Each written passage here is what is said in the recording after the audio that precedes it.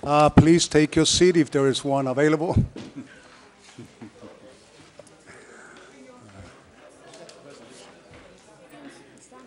Good evening. It is wonderful to see so many people tonight. I wish that every time we run a meeting that we would have as many people. I think it would be wonderful. The fact that you're here is because you are interested in what is going on in our city, and I'm very happy for that. So we will begin our meeting, and I'm going to ask everyone to, I'm sorry, let's do the roll call first. Bill? Council Vasquez. Present. Council LaPlante. Here. Council Toomey. Here. Council Reyes. Present. Council Almonte. Here. Council Aquino. Present. Council Brunel. Here. Vice President Alvarez Rodriguez. Present. And Council President Maldonado. Present. Let's stand up.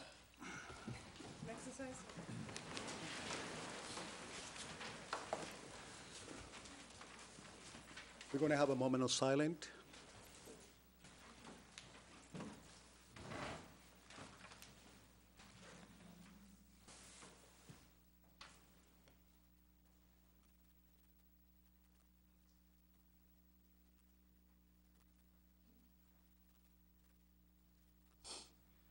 I would like to ask Councilor Vasquez to lead us in the Pledge of Allegiance to the flag.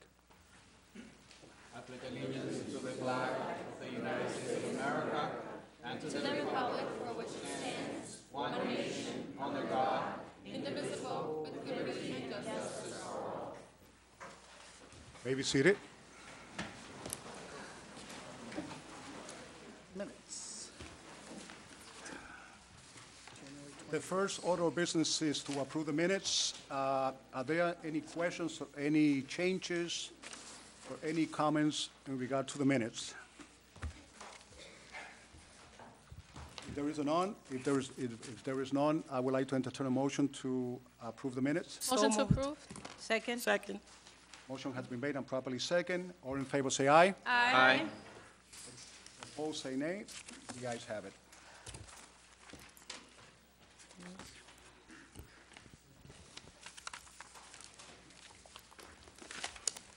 Okay, first we're going to go with the public participation.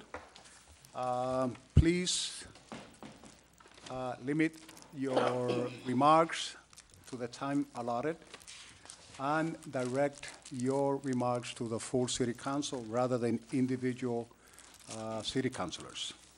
Mr. O'Malley, 53 Chester. Good evening, honorable member of the Lawrence City Council. Mayor Rivera's State of Union must be about a safe Lawrence, improve quality of life of our citizens. We, the citizen, demand of you as our elected official and Mayor Rivera administration to support Lawrence Police Department and their union.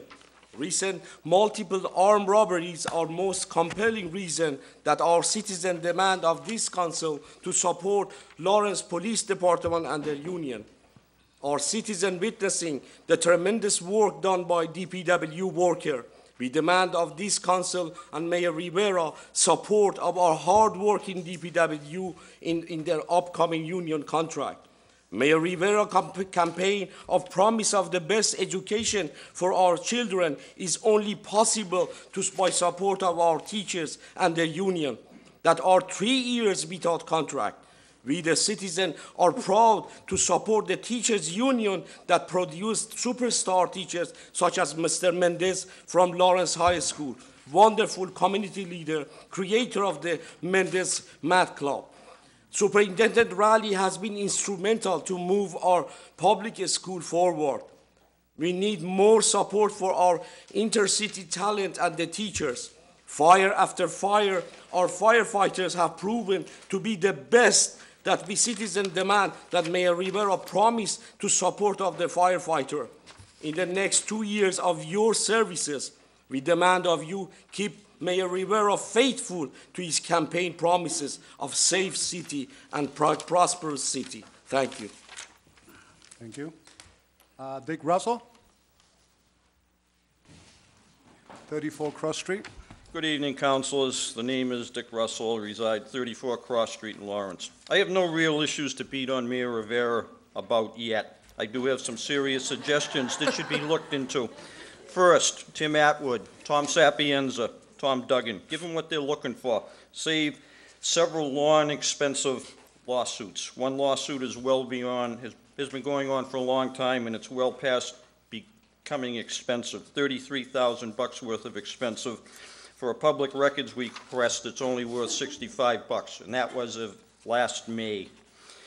Ex-Mayor Lantigua is no longer the leader of the band. We cannot bring the city together if we're still fighting questionable issues from the former mayor's regime. We could use the money better elsewhere.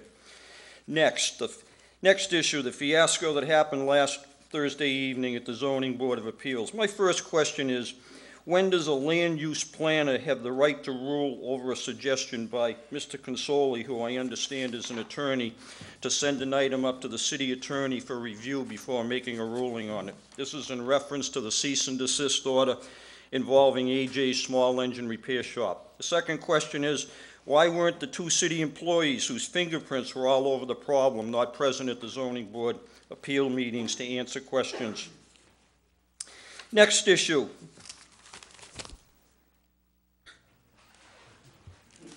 No signs. Is anything going to be done to drag the previous mayor into court and charge him with at least malfeasance in public office regarding the paving scandal? Now, Mr. Mayor, I don't know how far you're into the autobiography of Buddy Cianci, former mayor of Providence, that you have gotten, but at the end of the book, he explains his downfall, a RICO conviction for political corruption, because he should have known all of the corrupt practices that his associates in government were doing. Hasn't our former mayor left enough fingerprints on the paving scandal, amongst other things, during his term of corruption to be doing some time? Or does being a practicing Democrat exempt him from criminal prosecution? Thank you for the time, councilors. Kathy Runge, identify yourself and your address, please. Kathy Runge, 32 Drake Street. Good evening, councilors, and thank you for this opportunity. I just have some very short comment to make. A couple months ago, I made a joke and I said, the city council needs a litigation committee, and you know, it might not be a bad idea. And I had a question. I was looking through the ordinances today regarding the city attorney, and 2.20.020 says annual report. It shall be the duty of the city attorney to make an annual report to the city council and the mayor, and at such other times as the council may order, of the number of cases pending in which the city has an interest, the name and nature of each case, and the court or tribunal before which each case is pending, and what action, if any, has been taken in each case during the year, together with such other information as may be deemed advisable by the city attorney. And I was just wondering, I went over the agendas for the past year, and I just don't recall that ever happening unless it's something that happens in private. And I think it would be very useful. I'd like to see the report of all the pending litigations. So it's just my suggestion. Thank you.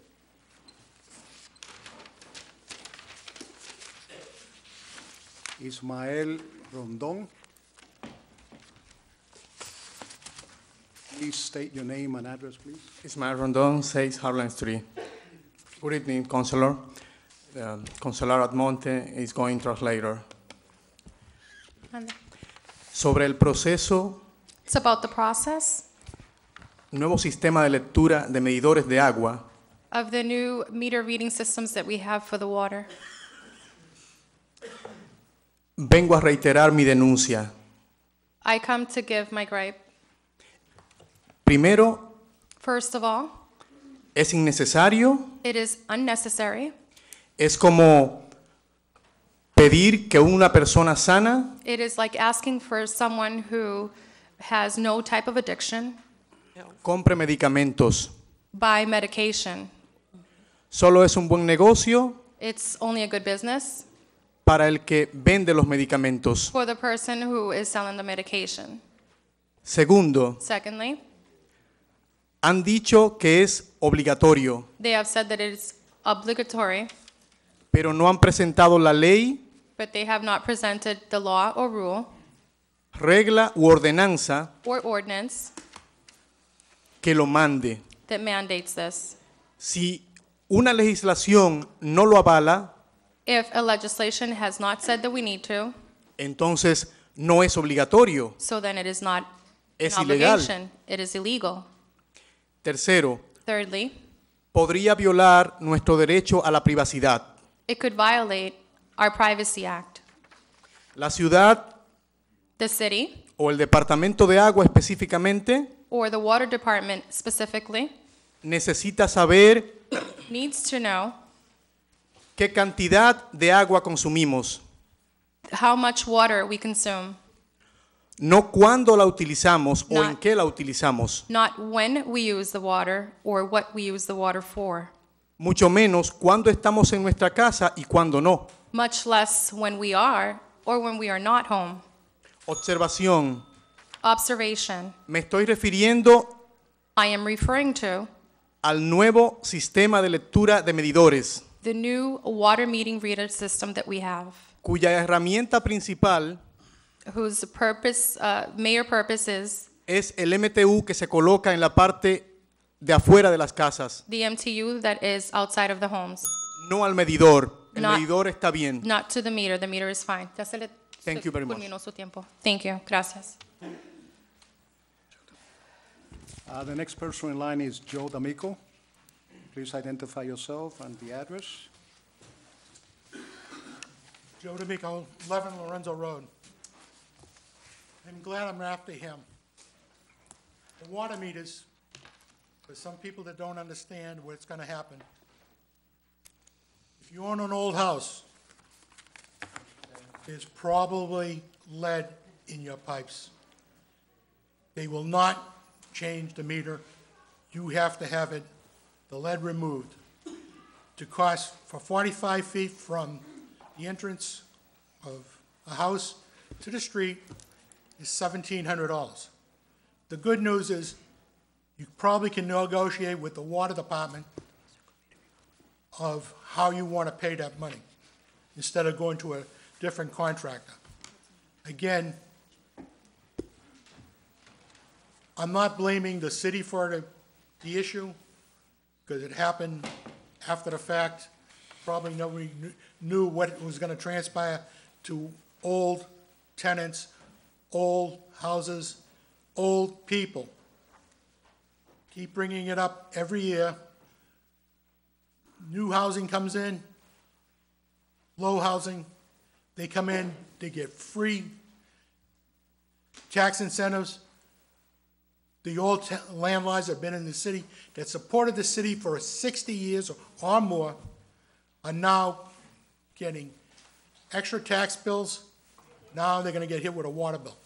Again, I'm not sure how many people are gonna be affected. That's one of them. Great. Another question I have, and this is to the council. In case there is a snowstorm, is it possible to put on the website that it's been canceled or not being canceled?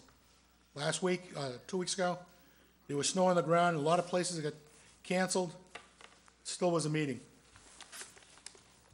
My next issue is the lead prevention workshop series. It's supposed to be at the library today. Wrong. The dates were wrong. So if any tenant, landlord, tenants, we're gonna go to the lead prevention program. It's really scheduled for tomorrow.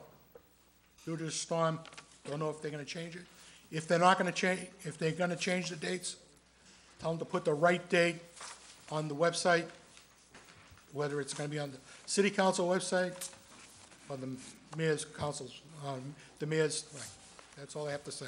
Thank you.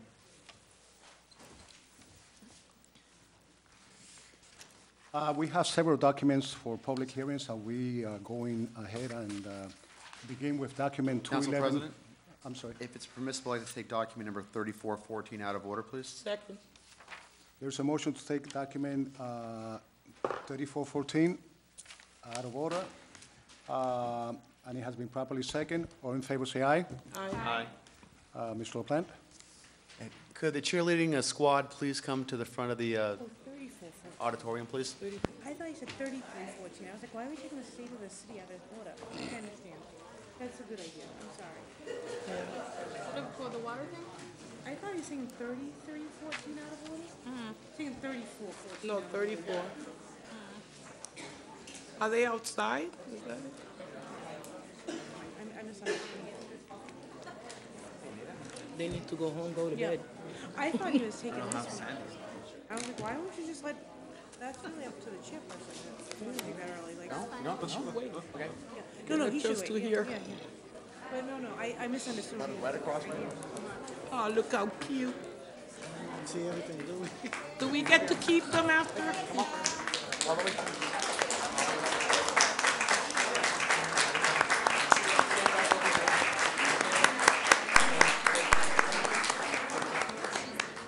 Okay. You stay right here. Come on, ladies, quickly. Over here, quickly, please. Come. Come here. Come over here. Stand back here. Okay. It's like herding cats. All right, I want you all to face the city council. Thank you. You face the city council. Councilors, it's with great pleasure that Councilor Aquino and I are here today to provide a resolution to the Pop Warner cheer program. And I'll read the citation, and we should be very proud of this group because they actually went down, as we read this, they went down to Florida, came in third nationally. So it's a tremendous.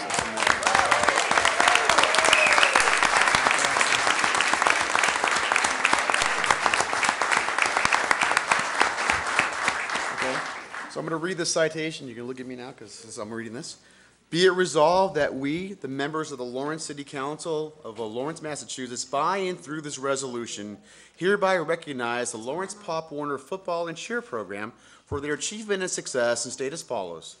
Whereas the Lawrence Pop Warner Football and Cheer Program offers sports and cheering programs for the youth of 5 to 15 years of age who participate in sports and cheering programs from August through December each year, supervised by a volunteer staff, many of whom are parents of the participants.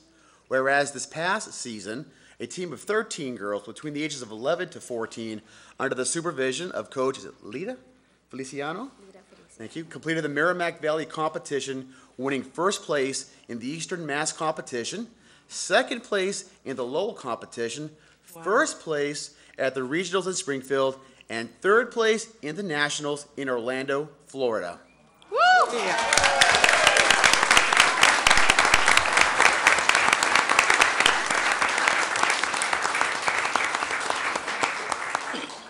The extraordinary athletic achievements and successes in competition only serve to highlight the self-esteem, leadership, discipline, and time management skills learned through hard work, dedication, and teamwork of all the participants. Whereas, more importantly, all team members must complete an academic review to ensure good grades are maintained and are provided with additional incentives in recognition of academic achievement from the National Pop Warner Organization with scholarship awards for future college admissions. Wherefore, be it resolved that we, the members of the Lawrence City Council, by and through this resolution, hereby honor and applaud the Lawrence Pop Warner Football and Cheer Program for the success and achievement in athletics and academics of all its team members, and hereby set our hands, cause the seal of the City of Lawrence, Massachusetts, to be affixed on this, the 4th day of February, in the year of our Lord, 214. It is signed by the entire Lawrence City Council. Congratulations.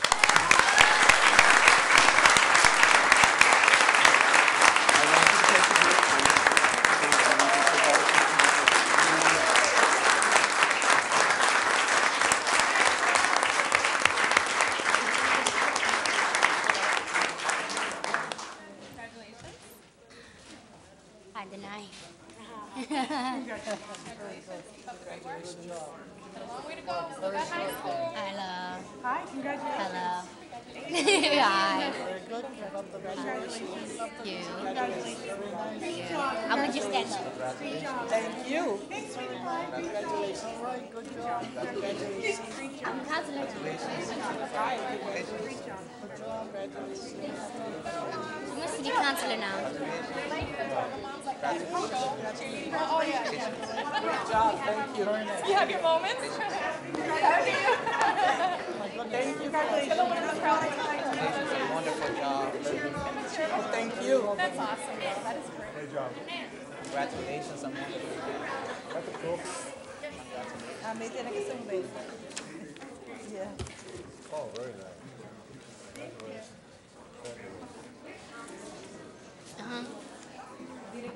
I've been since 5 minutes ago. I'm so happy. Oh, yeah. It happened when she was in. So, right. We didn't have to do it. I'm sorry. I just gonna.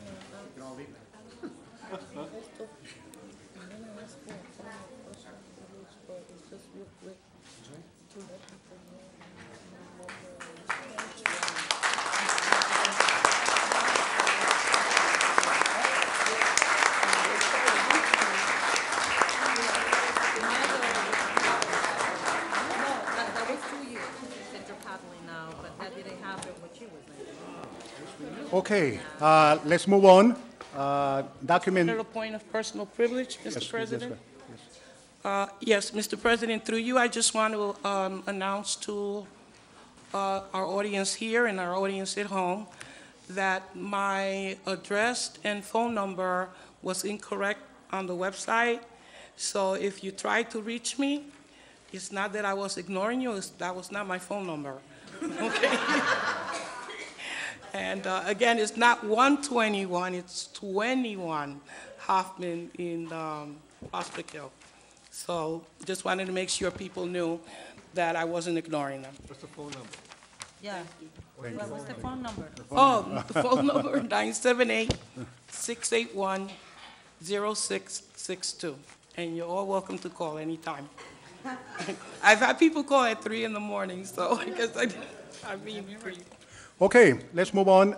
Document Thank 211-12, stop sign adjustment. Mr. Maloney? Document 211, 2012. Notice is hereby given, the City Council will hold a public hearing Tuesday, February 4, 2014, in Council Chambers, 200 Common Street at 7 p.m. The purpose of said hearing is to gather testimony, information, and public input concerning proposed amendment to the revised ordinances for the City of Lawrence to be further amended by adding the following new paragraph to the municipal code concerning stop signs and flashing red signals to be inserted in proper order. Stearns Ave, southbound drivers on Stearns Ave at Basswood Street. And to the extent that there exists only ordinances, any other ordinances to the contrary, they are to be repealed in that respect only. Persons wishing to be heard shall be afforded the opportunity as published on January 22nd. Is there anyone in the audience that would like to speak concerning this document? If there is none, I would like to entertain a motion to approve. Motion to approve. Second? Questions, comments? If there is none, all in favor say aye. Aye. Opposed, say nay. The ayes have it. Council President? Yes. With these matters, we've been making the motion to waive the 30 days just so they can get on it, right? This has been something that's been sitting out there Oh, since like sure. November. Okay. There's a motion to waive the 30 Second. days, and it has been properly second. Yeah. All in favor say aye. Aye. Opposed, Discussion? say nay. No, I just wanted to say, Mr. President, that is a very dangerous cross-section there, and I'm so happy that Eileen has moved it so that it could happen quickly. Thank you, thank you. Council Vasquez. Document 30213, parking 108, 110 Saratoga Street. Mr. Maloney. Document 302, 2013. Notice is hereby given, the City Council will hold a public hearing on Tuesday, February 4th, in Council Chambers at 7 p.m. The purpose of said hearing is to gather testimony, information, and public input concerning proposed amendment for the revised ordinances for the City of Lawrence to be amended by adding the following new paragraph to the municipal code concerning parking to be prohibited on certain streets at all times, to be inserted in proper order. Saratoga Street, west side, from a point 186 feet southerly of the intersection of Fern Street to a point 197 feet southerly of the intersection of Fern Street. To the extent there exists an ordinance to the contrary, they are to be repealed in that respect only. Persons wishing to be heard shall be afforded the opportunity. Is there anyone in the audience that would like to address this particular document? If there is none, I would like to entertain a motion. Make a Approve. motion, Second. make a Yeah. motion to approve the no parking at 108-110. And as part of the motion, I would ask that we waive the 30 days. Okay, yeah, it has to be properly second. Second. Thirded? Okay. Any questions or remarks? Just one remark, Mr. President, and I think it's wonderful that Councilor Reyes has made this happen, Yes.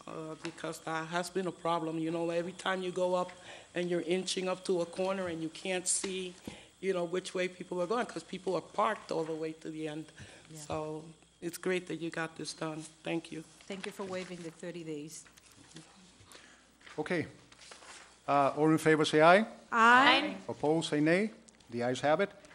Document 31613 Common Street, 414 Common Street. Mr. Maloney.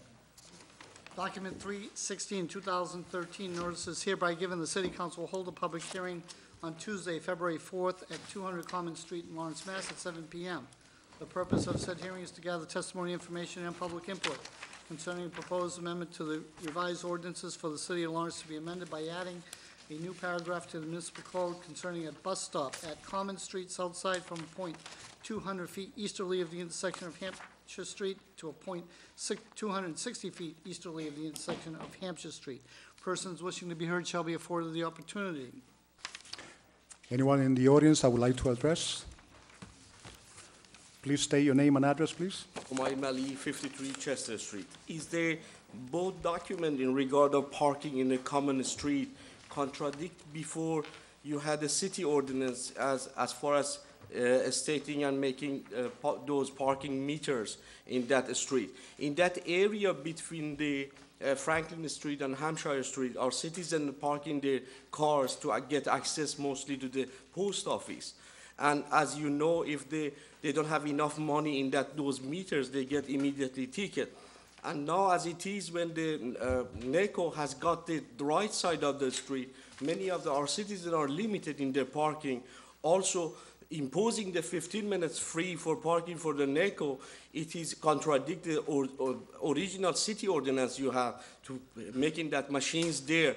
So if you considering such an exception for NACO parking in that common street, it is very fair to our citizens to remove those parking meters from the common street in the area of the post office that our citizens trying to get access to the post office. Thank you. Okay.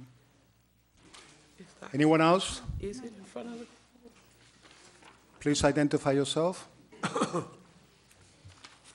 not in front of the post office. Good evening. My name is David Gingerella. I live at 60 Merrimack Street in Amesbury, and I am the Vice President of Administration and Finance for Northern Essex Community College.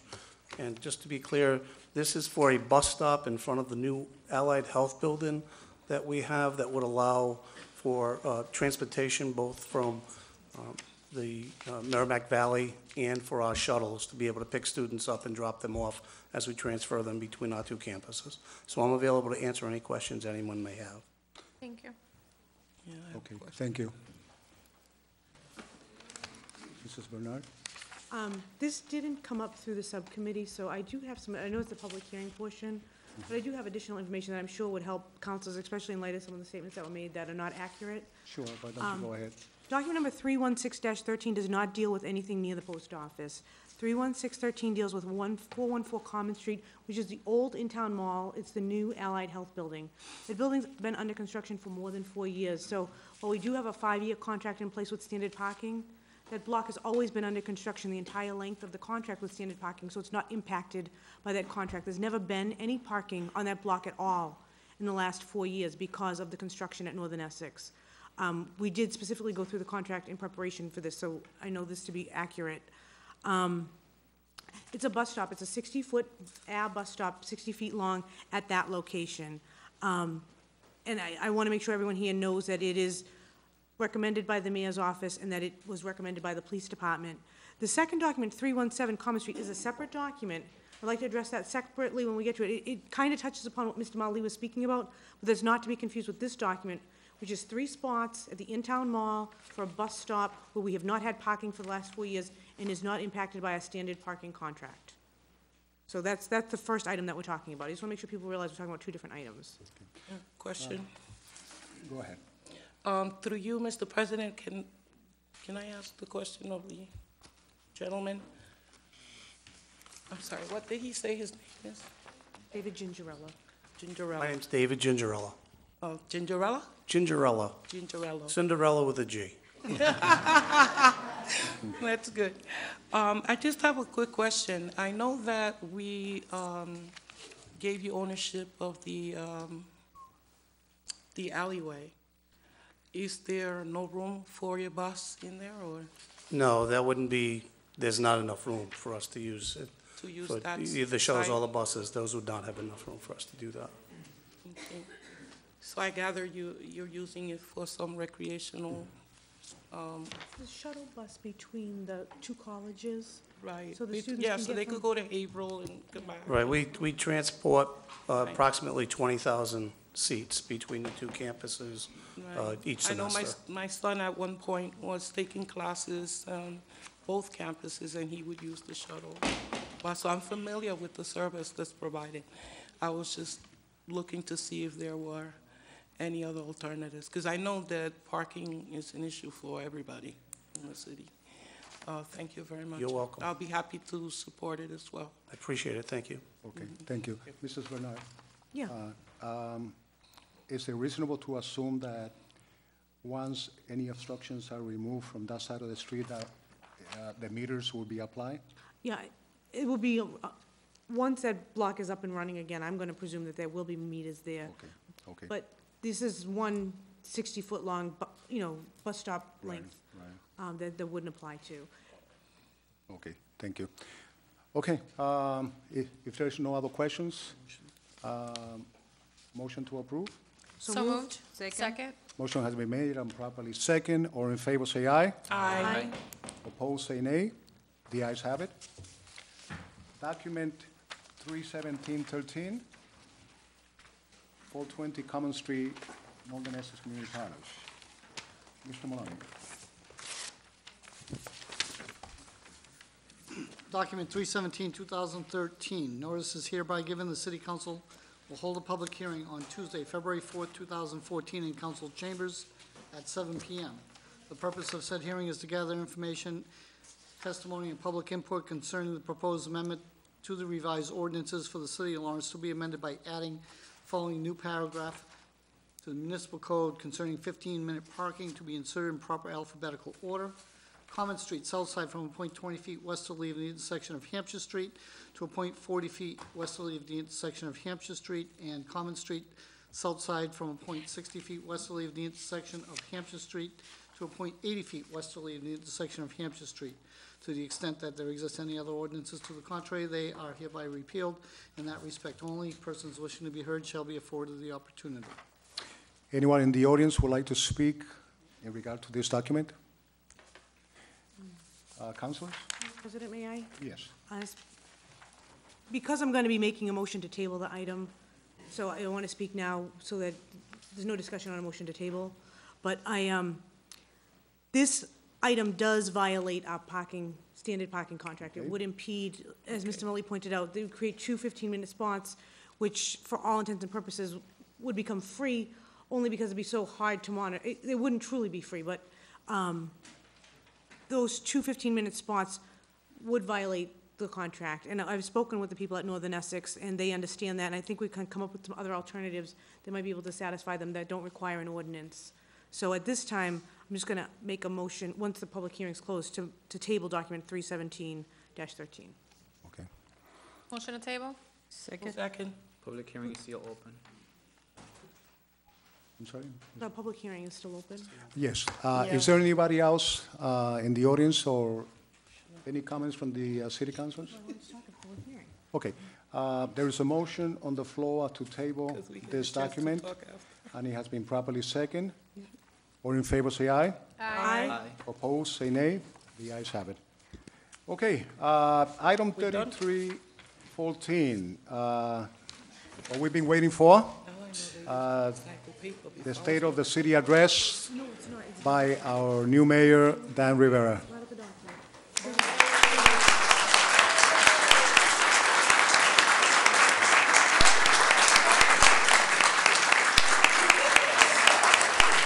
They're nice. You don't have to.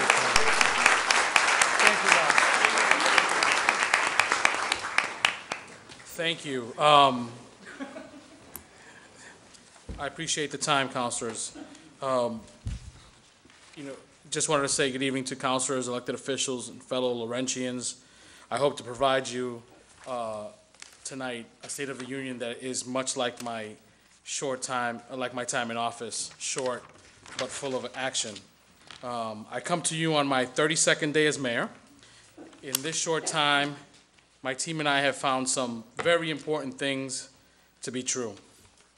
As mayor, we've had an opportunity to do something good for our community every day. We've also found that Lawrence is a community that people in the Merrimack Valley and across the Commonwealth want to help, and they want us to succeed. And lastly, in these short 32 days, what I have found is that since the election day in November, the state of our city is hopeful. Hopeful that we have experience and wisdom on our city council. Hopeful that we have a school committee that will work with the state to continue the progress seen in our schools. So it is no doubt, it is a truly hopeful time for our city. I will say, however, that hope alone cannot make our city better. We must use the hope for a better Lawrence to fuel the hard, arduous work of actually making Lawrence better. So as we look forward to the next year, we have much to do this. First, we must make our city safer.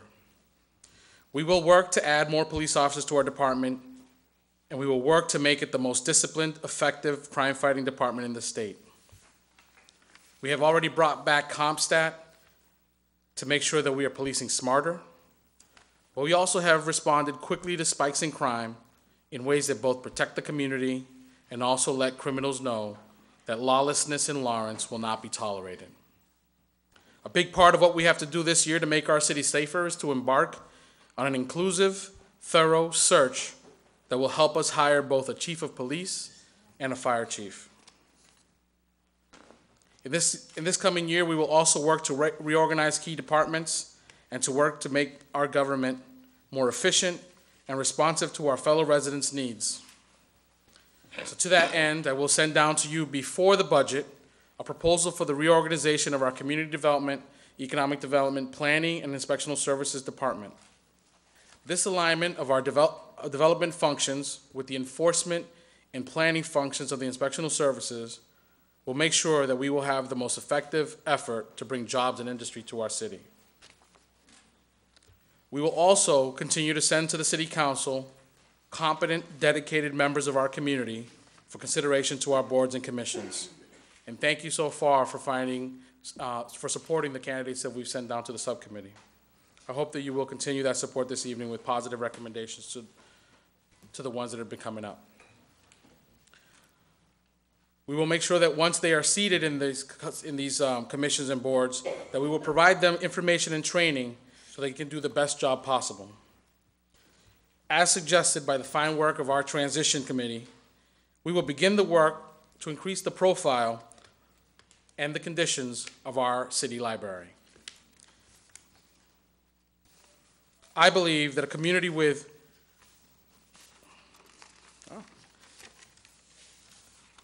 the educational need that we have must start and have a library that puts in its center art and culture as well as education. And we will work to make it so. Because all cities of note have always had in its core a world-class library, and we will make sure that Lawrence will be no different. So lastly, you can look forward to a budget to be submitted to you 2 weeks earlier than you are used to. Because as chair of the Budget and Finance Committee, I know that the time and energy it takes to go through our city's budget, and I want to make sure that when we come away from the budget debate, that document has had an opportunity for you and our community to go through it thoroughly. But as a preview to that budget that we'll submit, I plan on sending it to you, and in that document, there will not be $1 in new taxes raised, and we will not go to the levy for the first time in 12 years.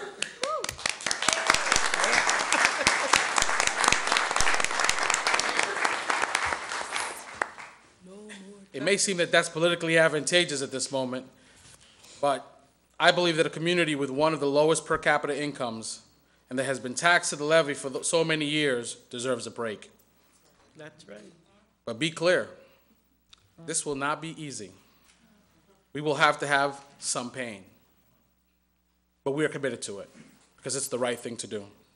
So we begin this year full of hope, full of energy, and with much work to do. But I believe in my heart that if we work together, we will accomplish what we set our minds to.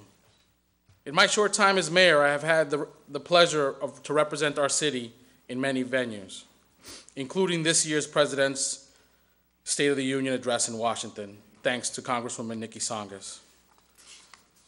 What struck me most about visiting our nation's capital was that even in this time of polarized, gridlocked atmosphere that grips our national politics, everyone that was in the Capitol, Republicans and Democrats, unenrolled, all of them, kids, adults, wounded warriors, all of them that night were full of hope. Hope and anticipation of the possibility for greatness, the possibility of bold action, and the possibility of change to make our nation better. We too have that hope, that possibility, those challenges. And I look forward to greeting all of it and accomplishing much with it with you all and the citizens of our community. Thank you.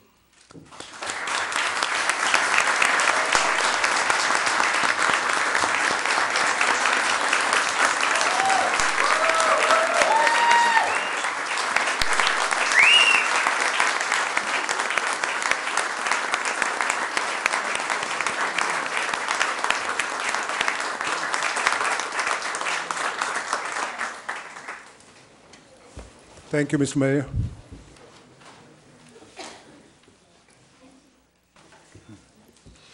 Motion to adjourn. Next item on the agenda is document 31913, appropriation transfer from free cash to litigation. Let me make a correction on this information. All of you have a letter sent to us by Attorney Bodie indicating that the $350,000 that was approved. Could we wait? Can we wait? Sorry. Can we wait? Okay, okay.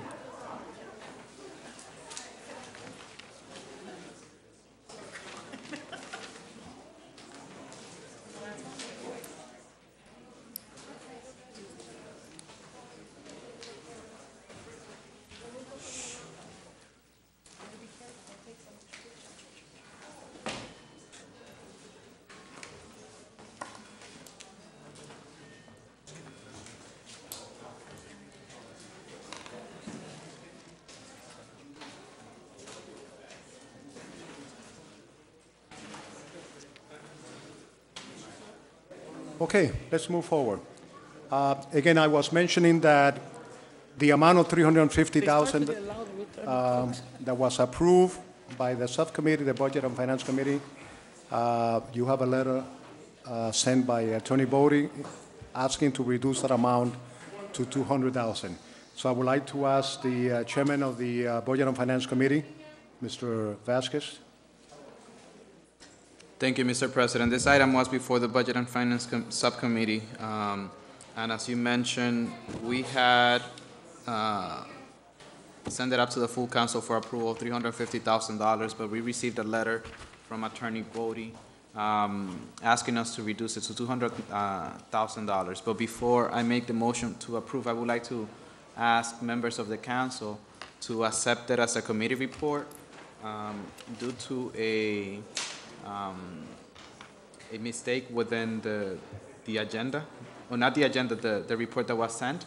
It stated that it was a motion made by Councilor Maldonado and Councilor Aquino. So I would like to correct that first before we approve the motion.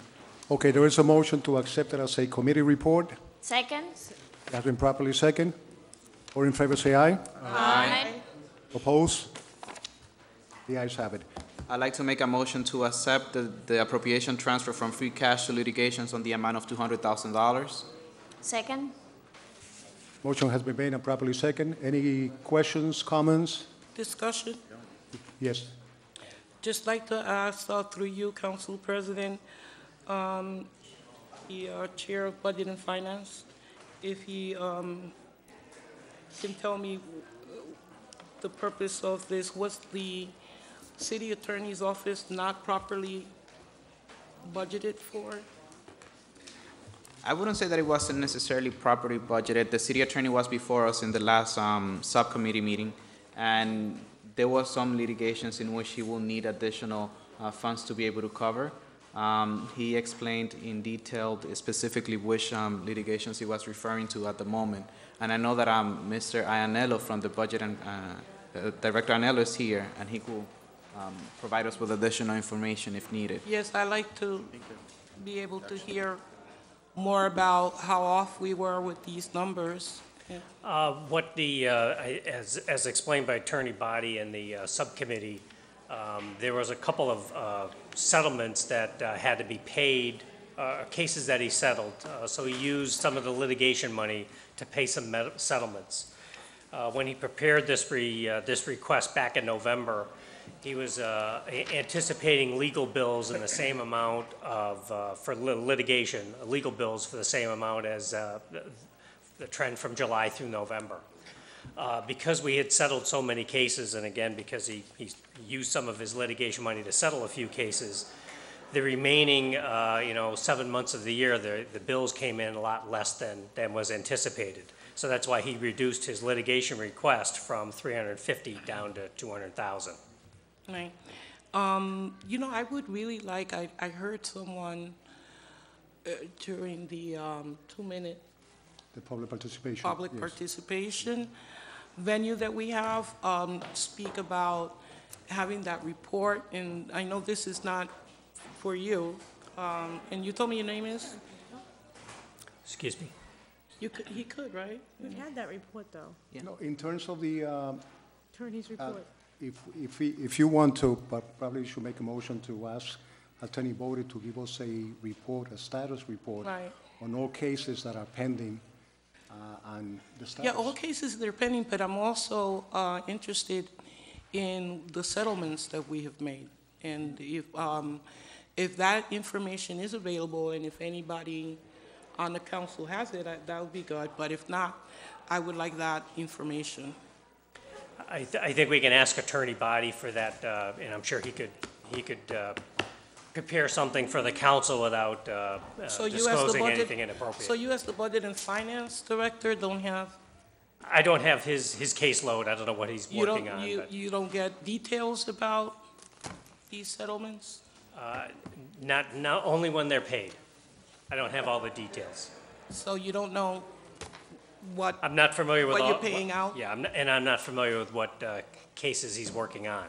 We do happen to have a meeting with the city attorney tomorrow to update with the overseer and I to guess update. what I'm also saying, I would like to look at the history of the settlements that we have made, and I thought that you might have it as the Director of Budget and Finance, because it would have to go through you in order for anything to be paid, no? I'd give you a printout of what payments were made, but, Yeah, you can give but me to that. discuss the That would be cases, good. I wouldn't understand what they. I would appreciate if you would send that over.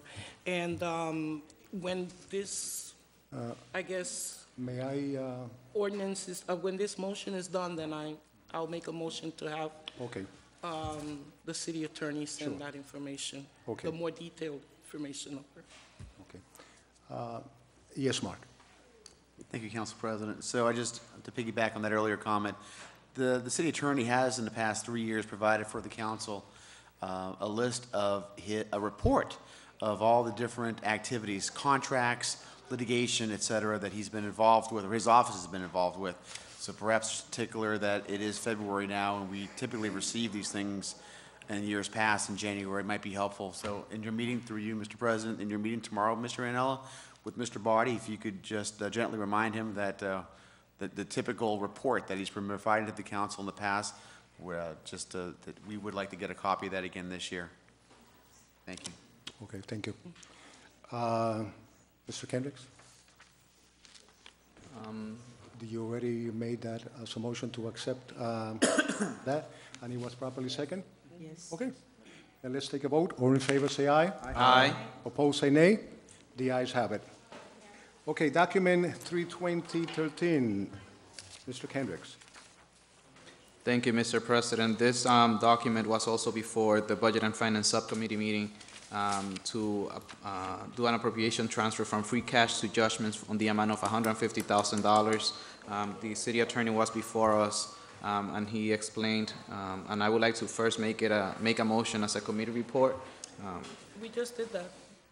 This is this. It's the second one? Okay. Second. Motion to accept the committee report?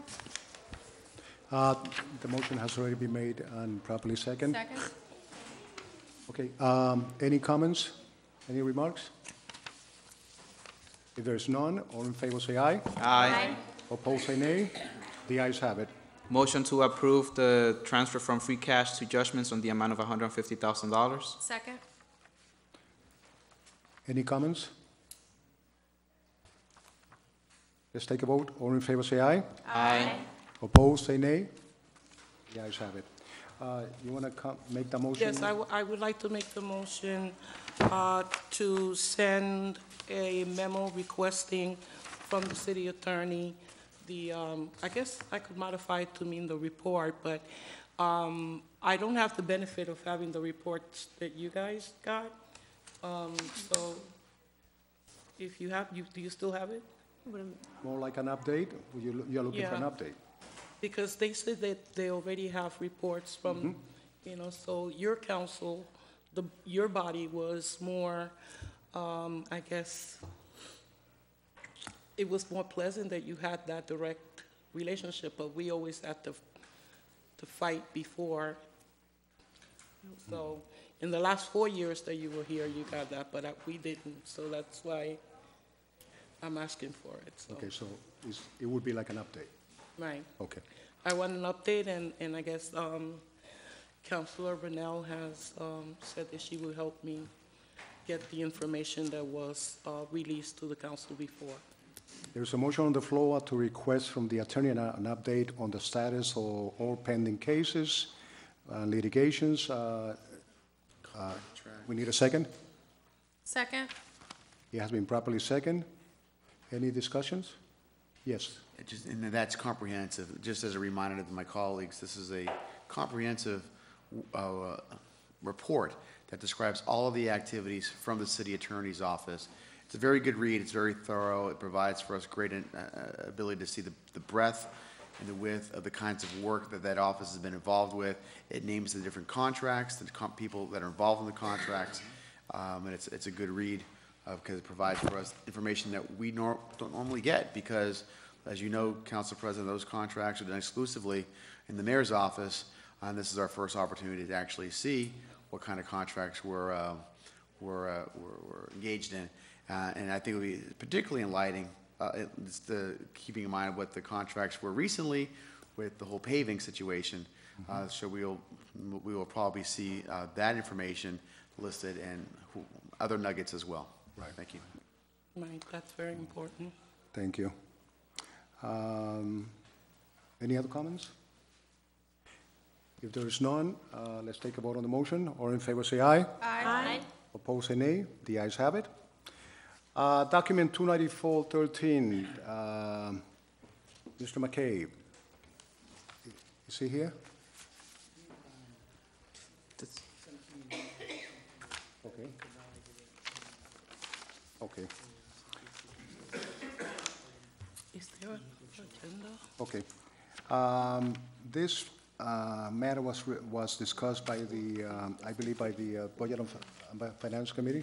That's correct. Mr. Kendricks? Thank you, Mr. President. This item was before the Budget and Finance Subcommittee meeting. Mr. McCabe was present during the meeting, and he discussed with us and provided us with a report with regards to a Tax Aid Tip program. And this was also tied with the acceptance of the Shannon grant and the acceptance of amendment to increase the current SSYI funding. I don't know if Mr. McCabe is currently here. Well, we have Director Barnes, who might be able to explain to the full council in more detail. Mr. Council President and Mr. Chairman, Mr. McCabe was called away this afternoon and is not available, and I didn't come prepared to speak on this particular matter. I apologize, but we're not prepared to present on it. From my understanding, this was just a presentation of the program. He was just providing us an actual report. From my understanding, we did accept the Shannon grant previously. So I would just like to make a motion to table it at the moment. A motion to accept it as a committee report. Yes, discussion. Second. Okay, there's a motion to accept this as a committee report, and it has been properly second. Any comments? I have a comment. Yes.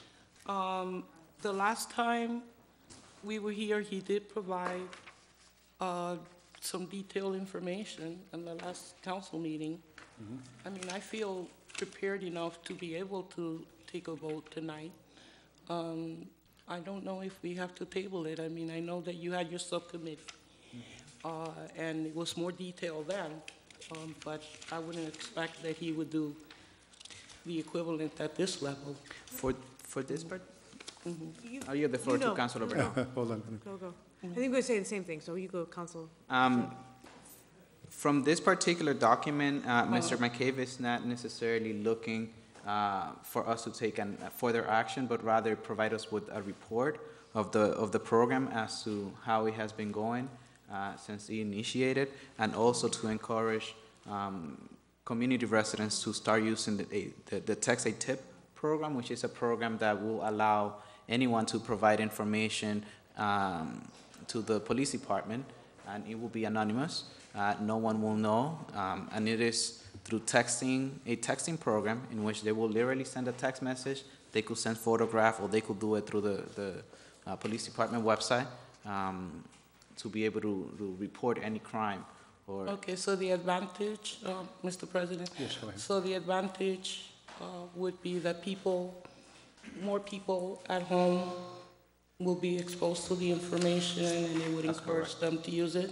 That's correct. Oh, okay. Now I understand why you would want to table. Now, if we table this document, then it's going to be there so that he can always come back and provide us with additional information. Definitely. And that's what you're looking for. Definitely. Okay. Any other comments? Mr. Chair? Yes. I just want to let people know the number that they can text. It's 274-637. 274-637. 6 what? 637. 274. 274-637. Okay. How is that done? Yeah.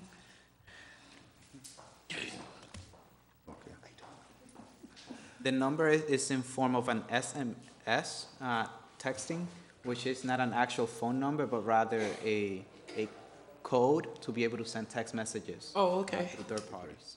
Great. Okay. I don't like it when you guys make me look old. Okay, there is a motion on the floor. President?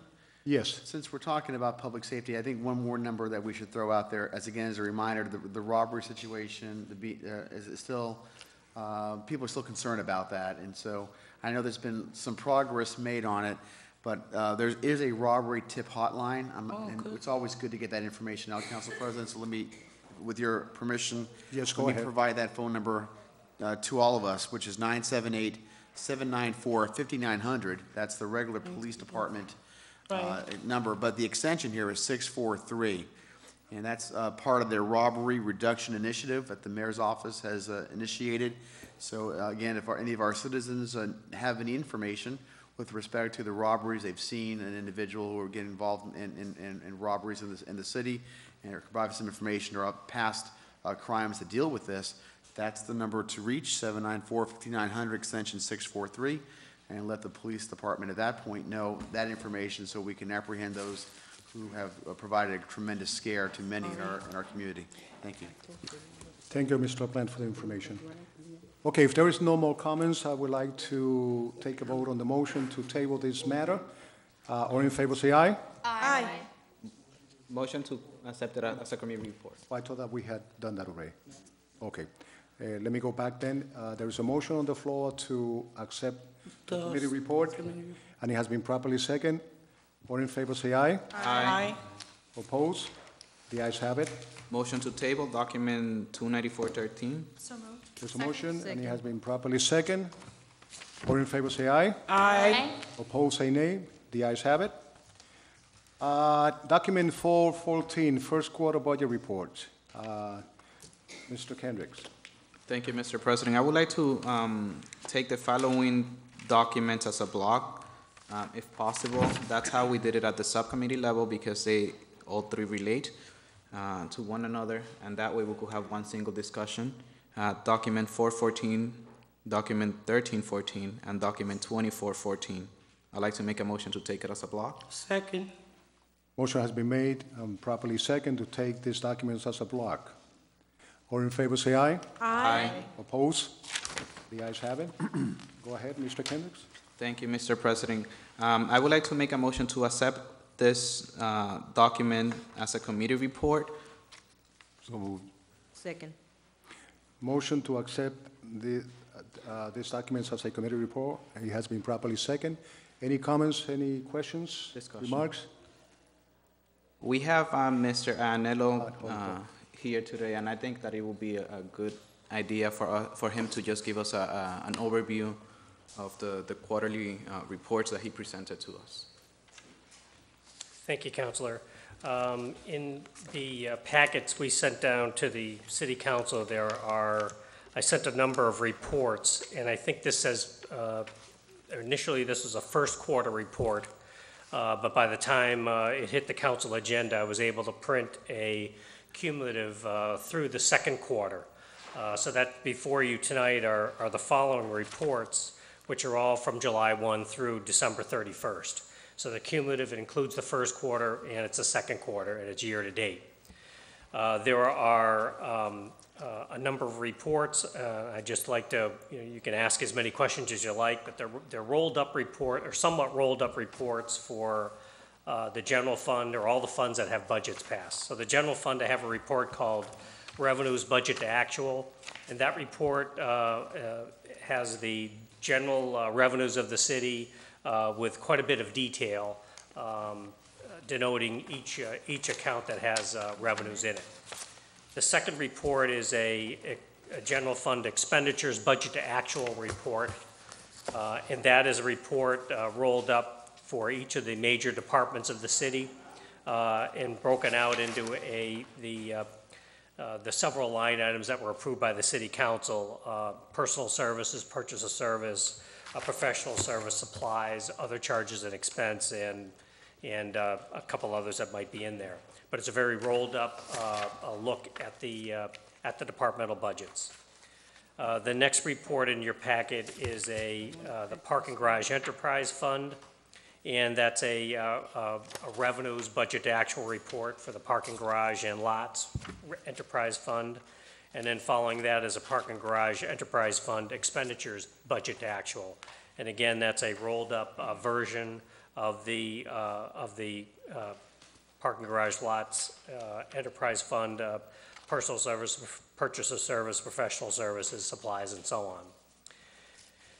The next report is another enterprise fund that we have is the Airport Enterprise Fund, and that has, again, a report of the revenues budget to actual for the airport, and then a Airport Enterprise Fund expenditures budget to actual report, again, rolled up by the major categories of expense. And the last two reports are for the Water Sewer Enterprise Fund, and again, we have a revenues budget to actual broken out by the major revenue categories of the Water Sewer Enterprise Fund, and then we have a Water Sewer Enterprise Fund expenditure budget to actual report, again rolled up by the major divisions within the Water Sewer Enterprise Fund: water administration, water operations, and so on. So those are the reports that we've prepared for the City Council's perusal. Each of those reports show the original and revised budget. If I can just remind the councilors, in the revised budget, There may be, there's a slight adjustments within any council transfers within the budget are reflected in the revised column, and then there's then there's the year-to-date expended, the encumbered, and then, of course, the available budget. This is through December. Through December, we are getting ready to run reports through January, but this is through December. So the payroll line item should be approximately 50% expended. I just caution counselors when they review the report and the expenditures, when you look at the available balance, it may appear to be over 50% expended, or the available balance may appear to be showing a more than 50%, less than 50% remaining amount, but that's because encumbrances or purchase orders are encumbered any encumbrances incurred in the quarter will subtract from that available balance. But those encumbrances, as an example, the waste management contract, those amounts are encumbered through June 30th, even though they haven't been expended. So that's just something to keep in mind when you're reviewing the reports. But I'm available to answer any questions regarding these reports. Not that I need to answer them tonight, but if any counselors have any questions about any of these reports, you can certainly feel free to call me and I can, or email me, and I'll answer any questions you may have. Councilors, are there any questions for Mr. Ionello? I've got one. Go ahead. So something came to my attention earlier today, dealt with towing. Can you show me the item where the towing revenues are located? Towing, it should be under, I assume, well, first of all, towing, are you talking about the towing, the tickets from towing, or the towing revenues from the police department? I'm not sure the difference, but what I can tell you is that every time a car is towed, per order of the police department, the city receives $15 per each tow. So I'm trying to figure out in this revenue section, where is that money located? If there's a category for it, it would be marked towing. If not, it's buried in other police permits. So again, I'll have to take that one offline and take a look at it for you. If you look at page 5, line item. Tow and hold, I see it right there. Okay, count 4778. 4778. Where are you? Yeah. Tow and hold. You see it? I do see it. Thank you. Oh, page 5. Thank you.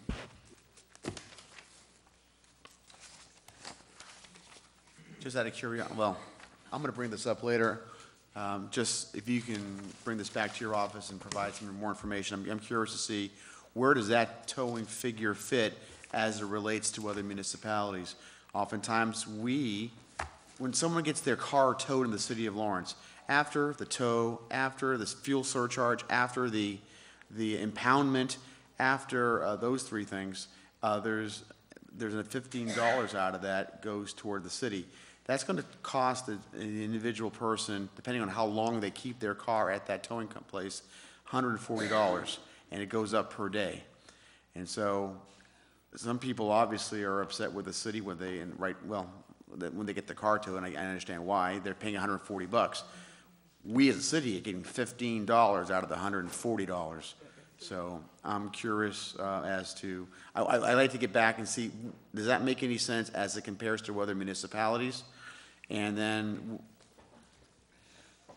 I'm a bit familiar with police towing, and a $15 admin fee is not unreasonable, but the major charge for those police order tows is usually the storage, if somebody doesn't pick up their vehicle right away. But there is a towing charge, and then there's a charge per day that the towing operator is allowed to charge per statute. There's a maximum on it. I think I can't remember the state board that oversees it, but there is a maximum. And the city, of course, for ordering the tow, is certainly allowed to get an admin fee from the towing operators. The other thing that's usually associated with it is often if your car is towed, there's usually a ticket associated with that would be collected by, that would be a parking ticket. By the city. I just wanted just make sure he was aware that I've got some questions on that, and we'll follow up offline on further questions. Thank you. Yes, I think that that's something we should look into. There's always a problem with communication, I don't know where, but people whose vehicles are stolen sometimes remain in the parking lot of that particular towing company for a few days before they are really notified. So that's something that we need to check to make sure that besides having to pay a toll fee, the amount of money doesn't keep adding on. So, more harm on top of the towing fee. So we need to check that. And then we'll find out as well from the city attorneys if there's any contracts, and I don't believe there are contracts with tow companies, I don't believe, and we'll get that information from the city attorney when he sends us that report. It's very loose as to how that's rotated and such. And there's got to be a better way to deal with that as a city. And anyway, so there's lots of improvements that can be made in that field. Thank you. Yes, just Council President, you couldn't have said words more true than what you've said this evening. People have always called me terribly upset about not being notified, not knowing where their car is, notifying their insurance company that the car's been stolen because they don't know that it was towed away. And also the increasing amounts that they've had to pay because of it. So I know they're paying for the space, but the towing company would have their space if they would properly notify, the people. So, and just for the Budget and Finance Director, I'll see you after I go through these more carefully. You can, and I welcome you to come to my office if necessary. I'm available. Okay. Are there any more questions? If there are no other questions, Mr. Kendricks? Mr. Arnello, thank you very much for coming before us and presenting this document. The motion was made? Yeah. No, we haven't. Okay, motion to accept the report? Second. It was done already. Oh, it has been already made first. Okay, then let's take a vote. Motion to accept the report has been made and properly second. All in favor, say aye. Aye.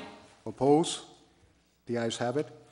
Mr. Kendricks? Mr. President, I would like to make a motion to withdraw the document, and I'm pretty sure that Mr. Arnello will submit something similar for the next quarter, just to give us another quarterly report. There is a motion to remove the document. Second? It has been properly second. All in Which favor, say aye. I'm sorry. Aye. The one we just did? Yes. Okay, let's take a vote again. All in favor, say aye. Aye. Oppose? The ayes have it. Thank you. The Personnel Committee, document 1914. Thank you, Council President. At our personnel meeting of Tuesday, January 28th, we had the positive recommendation of appointment to the Lawrence Historical Commission for a 3-year term of Ms. Glavianelise Cruz. Is Ms. Cruz here tonight? And this is the candidate in case any of the other councilors had any questions. And I make that in form of a motion to approve this candidate for the appointment to the Lawrence Historical Commission. Second. There's a motion and properly second. Are there any questions for Ms. Cruz before we take a vote? Discussion. Mr. Toomey? Thank you, Mr. President. We have been receiving these requests for appointments, but I would like to have some further information placed upon them as to they're going to be used to replace a person or as to fill a vacancy. Do personnel know? Abel, do you have information as to whether she's replacing somebody? She will be replacing someone. We have sent out, Abel Vargas, 610 Havel Street. We have sent notices to the folks that will be replaced in the form of a letter.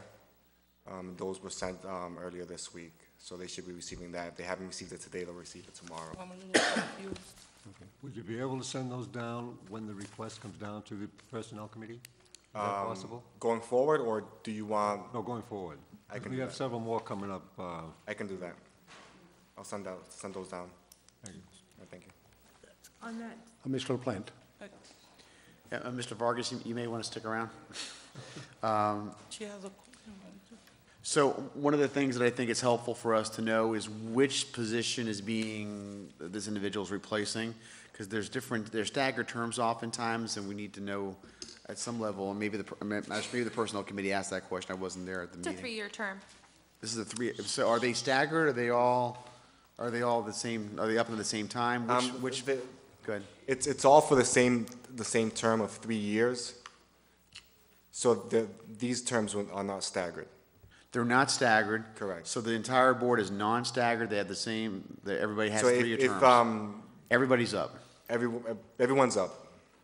So there's a few people that have expired terms, and we're filling those expired terms. That doesn't make any sense, I'm sorry. So if they're all up, then only some people would have expired terms and some people wouldn't have expired terms. Right, so there are some people that will be staying on the board because their terms are not expired. Okay, that's my question. Okay, so Correct. then they don't all expire at the same time. Correct. Okay.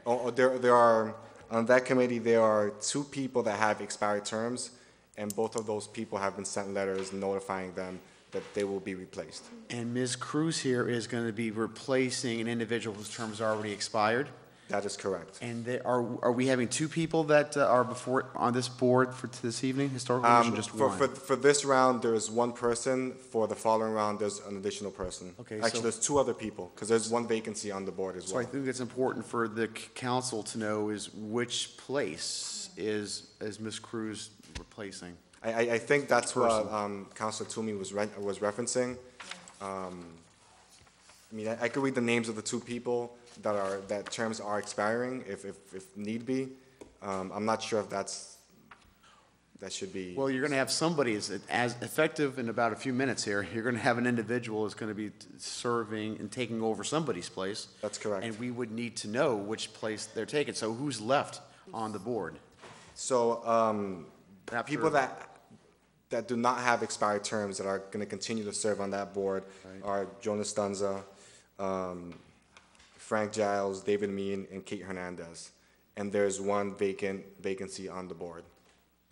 But again, Ms. Cruz is not taking that vacant position. She's taking a position someone's already been. Right, left. that's been notified that their term has been expired and they will be replaced, correct. Okay. And I guess I'm going to ask, so what we need to do is figure out which person, out of those two people who are going to be replaced? Yes. Which one is she taking? Which place is she what's taking? the name? Name of the person.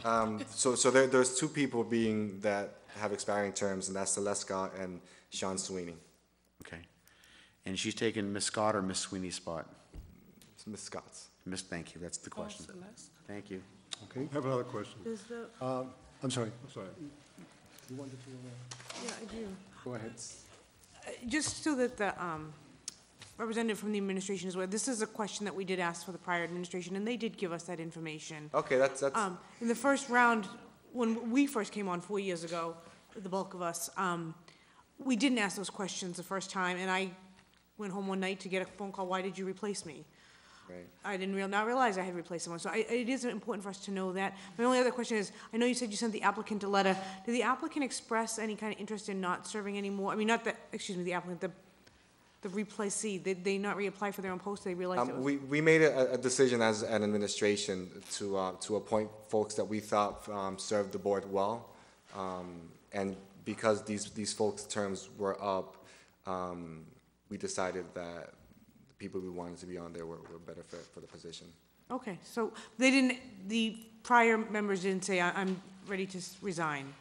They didn't get Well, they don't necessarily have to resign because they have expired terms. And they're allowed to continue to serve until someone fills their position. Gotcha. Thank you. Mr. Toomey, and then Reyes. Have these people submitted an application to be reappointed? These particular people have not. We have had some applications for reappointment for some of the other boards, but these particular people have not. Okay, and do you intend to give them due process and in your process of picking a person to send down to the council? Or are you just going to, because their term is expired, even though they're looking for a reappointment? We, they're gonna in the letter that I sent out that I could forward over to you, to folks if you'd like, we invited them to reapply if they were interested, because they always have the option of doing that. Are they given due, you look at them as well as you would look at any new applicant too, right? For that spot. They did not submit applications, so the people that we review are people that submit applications. So if they have an expired term,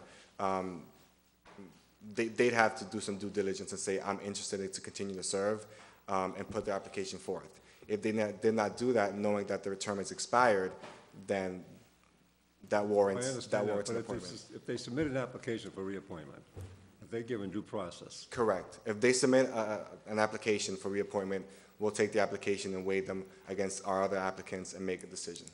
Thank you.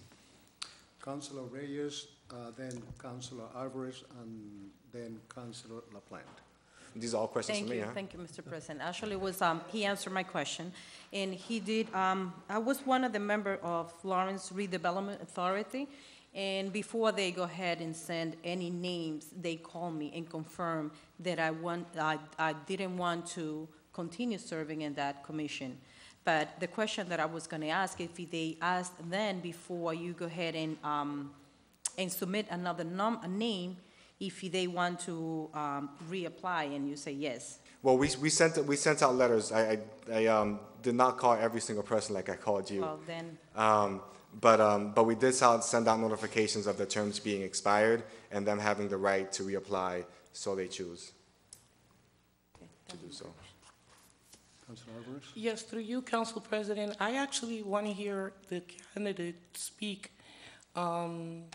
about why she thinks she would like to serve in this capacity for our city, if that's okay. I'm good. You're good. Okay, thank you. Hi, so good evening. So during the last meeting, I was given the opportunity to speak as to why I would like to be a part of the Historical Commission, and I had lots of interesting questions, and hopefully I can answer yours tonight. I'm a Lawrence native, born and raised here in Lawrence.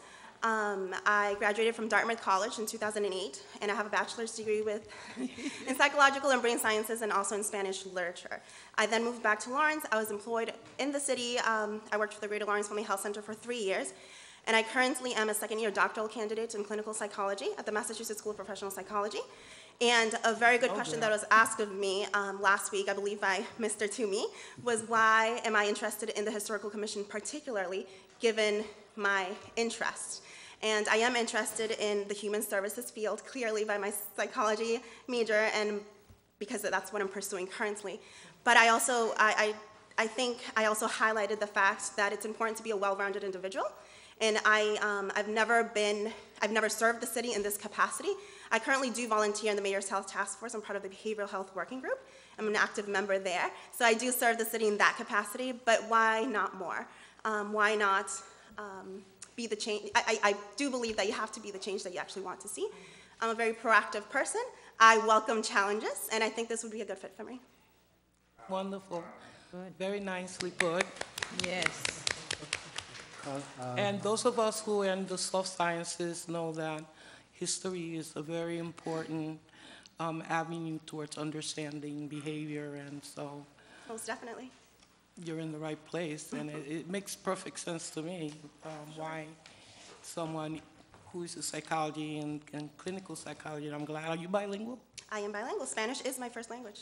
Great, because it is so necessary right now. This city has therapists that are not bilingual, and the hardest thing to do is to have an interpreter because they lose the real sense of the person by having an interpreter. But so it's great. I hope that you plan to work here in Lawrence when you get your doctorate. I'm very impressed by it. So certainly, I think the language does play a big role in it. Language has definitely been a huge asset for me as I work with my clients. Mm-hmm. However, I think being more familiar with the culture sometimes carries you even further. But the language is just an extra icing on the cake, I would say. Sure. But you're absolutely right. So I want to thank you so much for applying. Okay, and it will be my pleasure to give you my vote tonight. Thank you. Councilor LaPlante. Yeah, very briefly, I want to make this general comment regarding all the applicants, and I think we are going to see some truly stellar candidates who are applying for these boards and commissions. And what I don't want to lose sight of by this candidate is her educational background, and I'm going to say it slower, just so it sinks in a little bit better. Got her bachelor's degree at Dartmouth College. Yep. Master's degree at Harvard University, and is currently a doctoral student at the Clinical Psychology Mass School of Professional Psychology. That's an accredited institution, I believe it's in Newton? It's now in Newton. It used to be in West Roxbury. Okay. But as of 2012, they moved to Newton. They have a new site. So let me just say, right there, I mean, that's impressive. I mean, the fact that you have that kind of educational background and you've been able to go through those rigors of each one of those, you've attained achievements. I mean, it's not easy to get into those institutions. So you're able to, you know how to study, you know how to research, and when you're going to be in the Historic Commission, that's going to be fun because you get to do a little bit of going back a little bit, figure out what that means, and then you're going to apply the history to various pieces of property in the city and what those impacts are. And you're going to bring a special skill set to that board that I don't think they currently have, so you're going to augment it very well and be a very important piece. So I'm very impressed with your candidacy, and I'm glad that you decided to apply for this position because I think you're going to be a phenomenal member of that board. Thank you. Yeah. Thank you, Mr. LaPlante. Nice. Madam Chair, do you have a recommendation from the subcommittee? Yeah, we already accepted the motion. The motion to. The motion to approve the appointment. Approve has the been- appointment Yeah, we or did. to accept. We Great. didn't vote on it. Okay. You made the motion. Yeah, I made the Yeah, we motion. haven't Seconded. voted. So motion to approve? Yes, second. Okay. It's all been So the seconded. motion has been made and properly second. Everything has. Okay. Are there any more comments? Any remarks? If there is none, all in favor say aye. Aye. Oppose? Congratulations.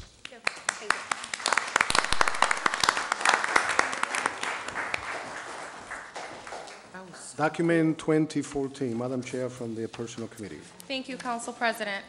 At our personnel meeting, we also voted up with unanimous to be appointed to the Zoning Board of Appeals for a 3-year term. The candidate is Mr. Jose Pino, and I believe that the candidate is also here tonight. And I do that in the form of a motion. Second. Motion has been made and properly second. To accept Gentlemen, the committee ladies, report? any To accept. questions or comments? To accept the nomination.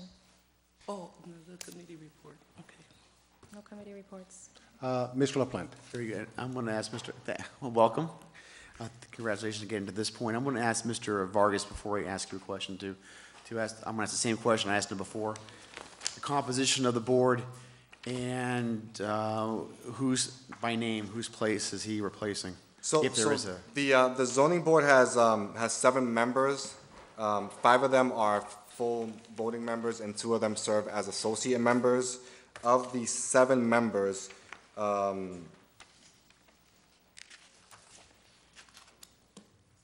they all have expired terms with the exception of 1 person. So the person that Jose will be replacing is Kamal Bosker. And he's also received, has a letter sent out to him referencing that. Okay.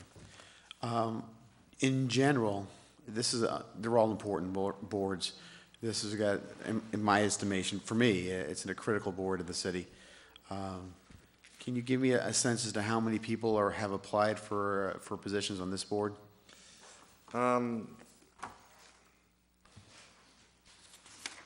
We have at least 6. Because a lot of the people that have applied, we've reached out to them, just because it's not one of those things where people just swarm and apply for these positions. So you have to be a little proactive and reach out to people that you feel will do a good job. So part of our process was doing that, and that's why we contacted Jose along with other folks. So the people that we had apply were 6 individuals. And let me just say that this is refreshing as it relates to this year, because in years past, I remember there had to have been like something on Essex Street to try to get applicants together. I mean, people weren't looking to apply for boards and commission. And it's my understanding that we have a bevy, considerable number of people, qualified, good individuals who really want to serve the city and have stepped up, whether it was through you deciding or being proactive or people individually on their own deciding to apply for various this and other boards and commissions. What our constituents don't understand, Mr. Vargas, is how critical these boards and commissions are in our city. You, as a former member of the zoning board, know full well the tremendous impacts that those decisions that are made and how that impacts neighborhoods and businesses throughout the city on this board. So if it's all right with you, I have just a quick question for Mr. Pino. Thank you, Mr. Vargas. So this is important to me. I already mentioned that. Give me an idea of there's one thing that in your knowledge of what's happening on the zoning board, what's the biggest issue that you think that you want to affect by being a member of the zoning board? My name is Jose Pino, 7 Wedgewood Drive in Lawrence, Massachusetts. And to be honest, there aren't a lot of issues I'm familiar with on the zoning board. What I can say is I don't have any subject expert knowledge on of the board. What I can say is that my background involves a lot of researching technical specifications for implementations, and I have to negotiate between internal and external parties. And I think that those skills and experience will help me be a contributing member on the board. And I noticed that once again you're a college graduate from UMass Lowell. Is that correct?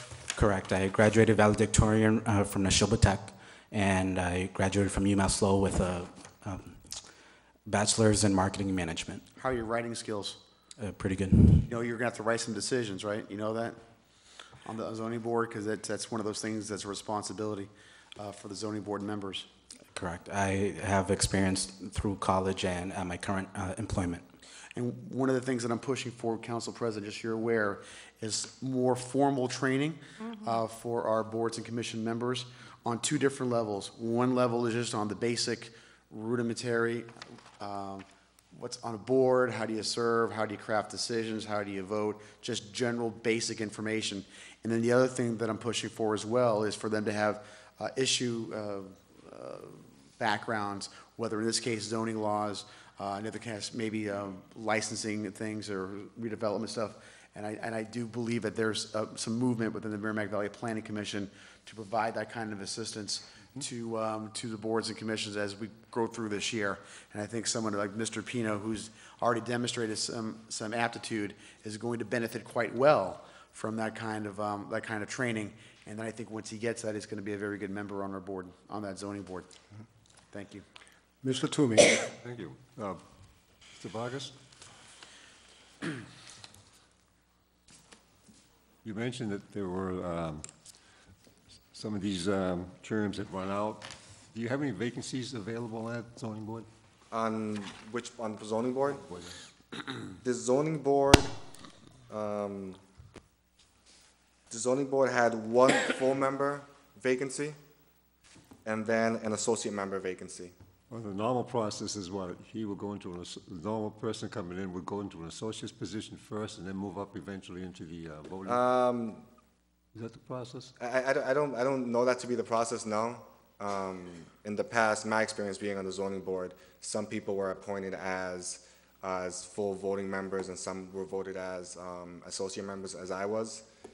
Some people came before me and after me that were appointed as voting members while I was an associate member. So I don't think there's a precedent to say you start up here and then you get promoted to a full voting member. Would you be at liberty to say why you would not appoint Mr. Pino as in the vacancy versus someone who is currently on the board but his term has run out? I think he's a good candidate. I think you're asking me why I chose to appoint him or the mayor chose to appoint him. Well, you already have a vacancy, a voting member vacancy on the board.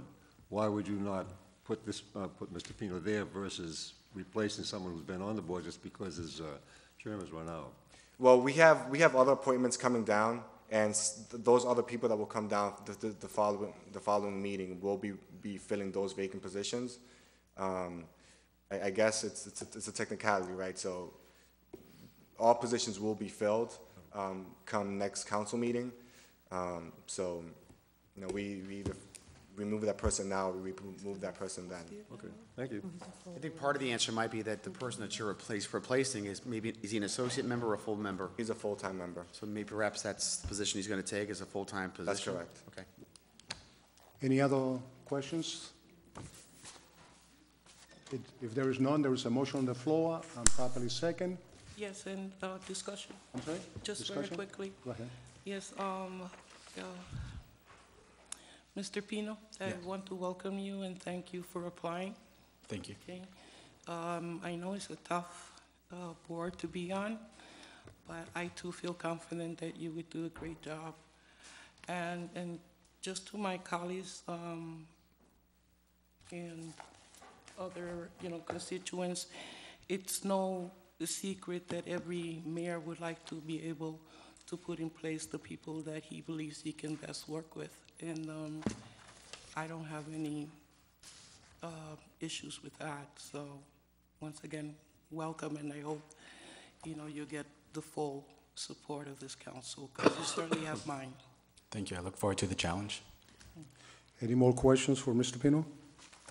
There's none. Let's take a vote on the motion. All in favor, say aye. Aye. Opposed, say nay. The ayes have it. Congratulations, Mr. Pino. Thank you.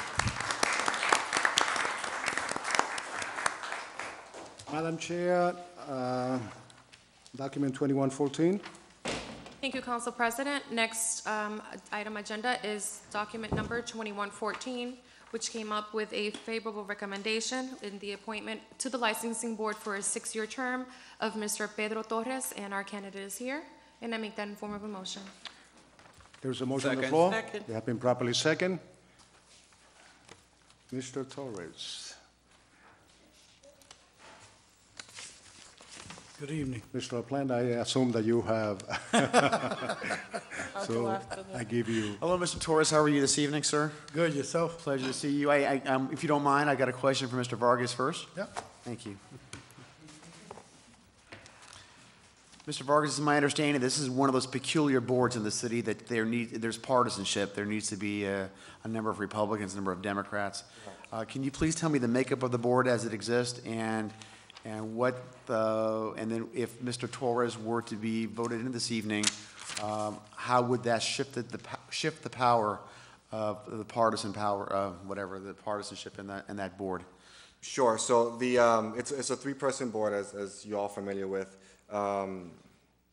Mr. Torres is registered as unenrolled. He's taken the place of Maida Lantigua, who's registered as a Democrat.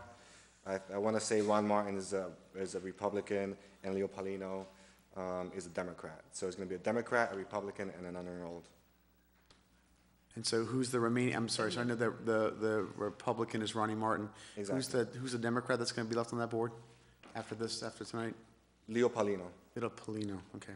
So he's serving on the board now, and Mayra Lantigua is the person that's going to come off the board, who's He's going to replace Mrs. and Lantigua. he's going to come on as unenrolled. Okay. So my question, thank you, Mr. Vargas. My question, Mr. Torres, man, this is a really big board. And everybody thinks this is all about alcohol, right? And it's really big in our city, but that's a big piece, but it's not the only piece. Food licenses, people making sure the food is safe, right? And you're going to go and make sure they got the right licenses for that. Yes. And also the boarding rooms, the boarding houses throughout the city. I mean, I know there's at least one in my district that's fairly significant, and I'm sure everybody on the council probably has at least one boarding house in their district. Talk to me a little bit about, besides the alcohol, about those other two, which kind of go under the rug. No one actually talks about much of those. Well, actually, right now, there's probably 2 big rooming houses in Lawrence. There's one in South Lawrence and there's one in North. There's one that's actually closed right now on Common Street. And it's a very big eyesore for the city. So one of my ideas is I want to find out who exactly owns that property and see what's being done about bringing that property back up to code. It's a big eyesore in the city. And then one of the things as well is, do you consider yourself to be an activist board member?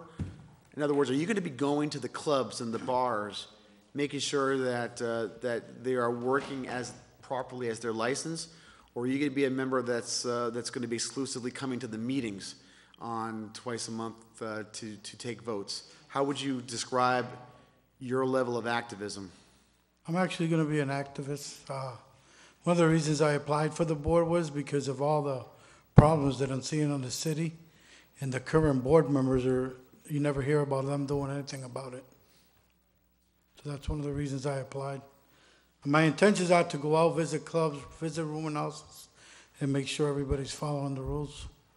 And also educate them, because I feel that a lot of these places are handed licenses, but they're just assuming that they know the rules, and they don't know the rules. So I think part of this process should be education also for the businesses. And the last thing you do, many members may not know this. I know the council to my right served for many years on this board. He's far more expert than I am on the ins and the outs of this. But my sense is that once you decide, and I'm glad that you said that because we need an activist, at least one activist member on that board. You realize that you can go there with police protection to go around to these boards to make sure things are fine, and to again, there's a lot of good boards, a lot of good places out there that sell alcohol and they're doing the right thing.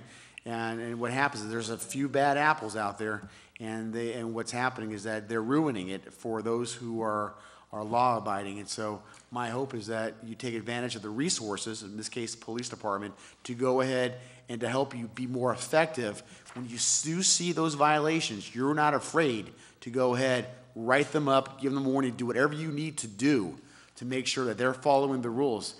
If you do that properly, you're going to take a lot of pressure off the police department in the long run, and you're going to make the neighborhood that these bars and clubs are in the surrounding areas much more pleasant places to live. And that's an amazingly important position. So I welcome you, and I hope I can congratulate you after the vote tonight. Thank you. Mrs. Alvarez? I can yield to Councilor Toomey. I'm sorry? I will yield to Councilor Toomey. Oh, go ahead. Go ahead. Good evening. Good evening. Evening, Mr. Torres. Mr. Vargas again, too. I believe I asked this question at the subcommittee level. You're going to have to appoint a chairman, is that correct? The mayor is the appointing authority to select the chairman, yes. Okay, has that been done yet? Once the mayor is ready to do that, he will do so. I'm not in the capacity to announce that, but he will do that. Okay. When the time he's fit. Fine, thank you. Mr. Torres and I have talked quite a bit about what he intends to do when he gets on the licensing commission, and I really do appreciate his intentions of going out. I hope you continue that. Also, as the councilor on my left mentioned, you do have the access of the police. Basically, any police officer will go out with you. Okay. Just take them with you. Make sure you take them with you. Okay. That's good advice. All right, thank you. Thank you. Councilor Alvarez. Yes. Thank you, Mr. President. It so happens that I have the great pleasure of knowing Mr. Pedro Torres, and my familiarity with him comes from having seen him be a strong advocate of the people and having seen him without a nickel being paid getting involved in issues that affect him and the family and the community. And I wish we had more and more and more and more Pedro Torres, because it is fantastic the outcomes of what the legislators and counselors can do is pretty much based on how much support we also get from our constituents and from the people as a whole. So thank you again for being here. And everybody already knows, I guess, from my words that I am very happy to give you my vote. You're a good father, a good family man, a good, community person. And I know because you feel so intensely about the welfare of this community that you're going to do a fantastic job. Thank you very much. Are there any more questions for Mr. Torres? I just have one simple thing. I wanted to do a recommendation of the board when you guys get on there, that in order to be able to tell people that you're doing something wrong, you have to let them know what the rules and regulations are. So maybe if you guys can do maybe like a workshop or something of that sort to let people know what the rules and regulations are, so that when they get hit with some type of fee or with some type of, like you walking in there, I mean, they're kind of used to it, but they're really not used to it. Or they know that that is the expectation and they're not used to it. So maybe if you sent out some type of, what the ordinances are, and then when we start implementing the tips also, that would help a lot because they would have to go to the tips certification program, or it will be given here to them free of charge, but that would help them know what the barriers are, so that when they do get hit with a fine or when they do get their license pulled, that they don't say, I didn't know, and that they don't say, it's unfair, because it's there in black and white. I agree with you, T. Thank you. Any more questions? There's a motion on the floor, and it has been properly seconded. All in favor, say aye. Aye. Opposed, say nay. The ayes have it. Congratulations, Mr. Torres. Thank you. Madam Chair, document 2214. Document 2214 is the appointment to the Lawrence Redevelopment Authority for a 5-year term of Mr. Elias Rodriguez, and I make that in form of a motion. That came out, it came up with a favorable recommendation unanimously. Second. There's a motion, and I have this properly seconded. Mr. LaPlante? Hey, yeah, thank you. Elias Rodriguez, 190 Ferris Street. Welcome, Mr. Rodriguez, and I'm going to ask you a question in a second. Thank you for applying. Thank you for your willingness to be a member of this board of something I know a little bit about. Is Mr. Vargas still here? I think so. If you don't mind, Mr. Rodriguez, I'm going to ask, I think at this point, Mr. Vargas knows where I'm going with the questions. So, Mr. Rodriguez here is filling somebody's term. Who would that be? So the LRA has 5 serving members. There are currently 4 members on there, with one person with one vacancy, and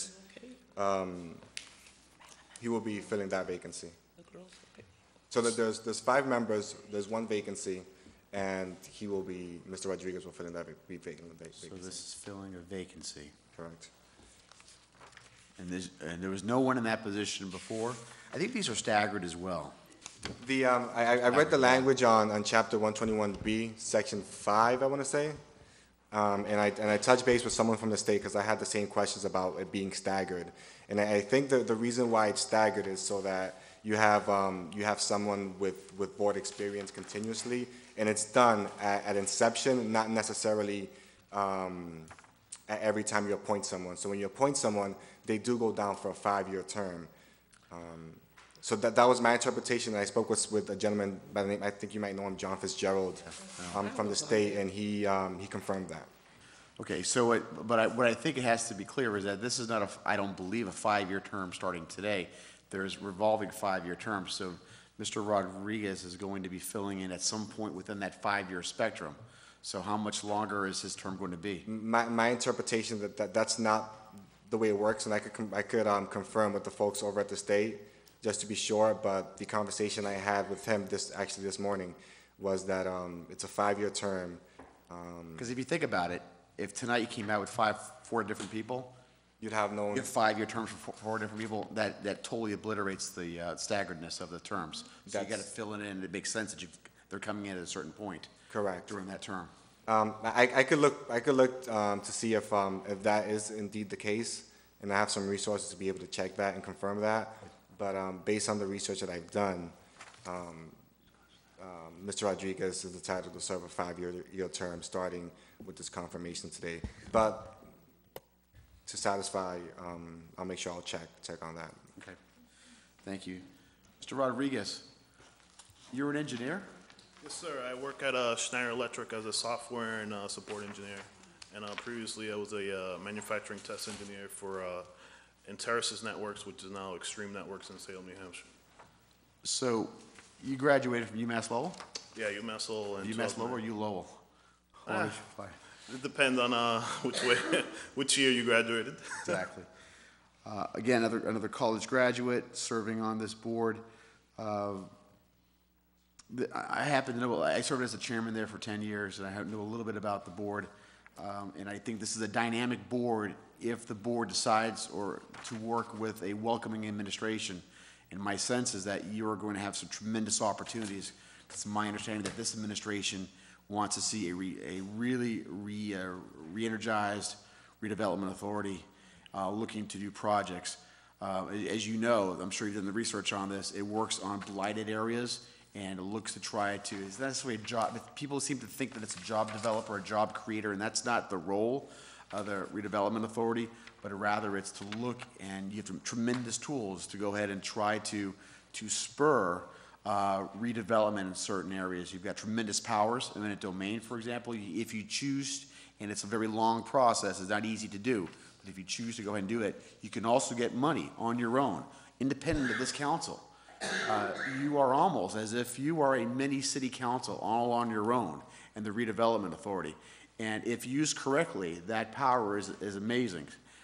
So out of the sphere of things that you could work on, are you looking, would it be your priority to do, I'm going to lead you to the question, is it your priority to do more kind of looking to restore neighborhoods and residences, or is your priority more to deal with business areas that may be blighted, some of our major thoroughfares, whether it's in my district, South Union Street, or others, Essex Street, Broadway, major corridors? Definitely, my priority would be more to redevelop neighborhoods. There's definitely a lot of areas that need redevelopment, that need to be looked at for redevelopment. There's definitely some where I grew up on Park Street. There's a couple houses on that street that are just boarded up. That needs to be looked at to see whether or not the homeowner's paying tax on it, whether or not the city needs to take over that property and give it to somebody who will put residents proper residents there. So that would be where I would focus on. When you walk into this, if you get sworn in this evening and voted on this evening, what you may not know is that you already have a pocket of money that you're going to be able to work with that's independent of this council. Last time I checked, it's north of $250,000. I want to say it's about $400,000. It's been a while since I checked those figures. So you already have seed money. My cautionary tale for you is this, is that it's easy to plow through that money to do stuff, but to be an organization that's going to continue to have some longevity, you need to figure ways to make it self-sustaining. So you're going to need to leverage that money with grants and other things so that you don't totally tap all that money and then left with nothing. Because if you don't have any money, you're not going to do the projects. Yeah. So that's your task, I think, and I would hope that would be my recommendation as you go through, that you keep an eye, that you don't want to dwindle those finances down. Those monies were there through a variety, and we can talk about this later, a variety of different places that it came through, but you're going to want to be able to work toward making it self-sustaining. Well, I'll definitely be seeking you for advice on this role. Mm-hmm. There you go. There you go. All right, forget what you asked for. There you go. Any other questions? I just have a remark.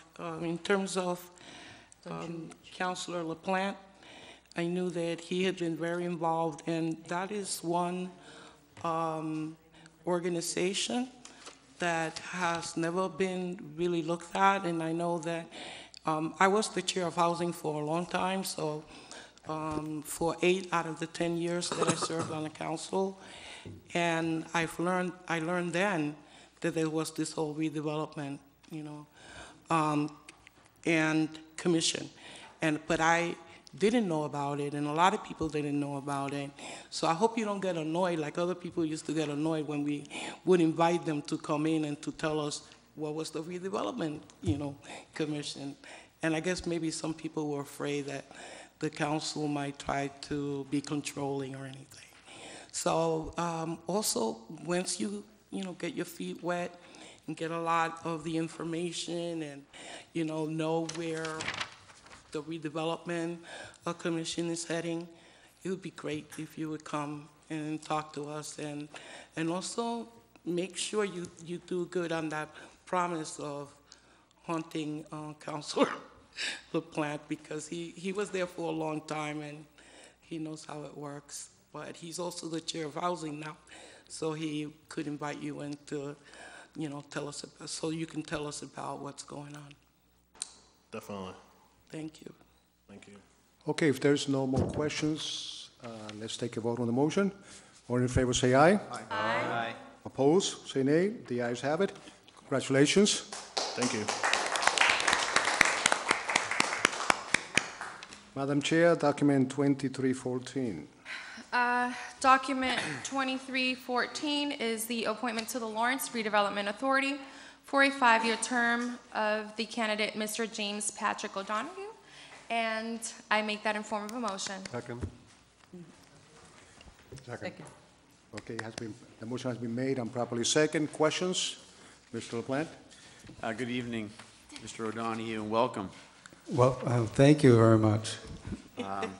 I'm going to ask the obvious question to Mr. Vargas first, and then, if you don't mind. Okay. I think I'm going to get the same answer I got before, but maybe not. So, is Mr. O'Donoghue taking over someone's spot on there? Because the previous person was taking a blank spot. Correct. An empty spot. So, what's happening here? Your very own Estela Reyes is a serving member of the board now. She has a expiring term, and I confirmed with her, and she agreed to step down to allow Mr. James Patrick O'Donoghue to come on the board. Great. Thank you very much.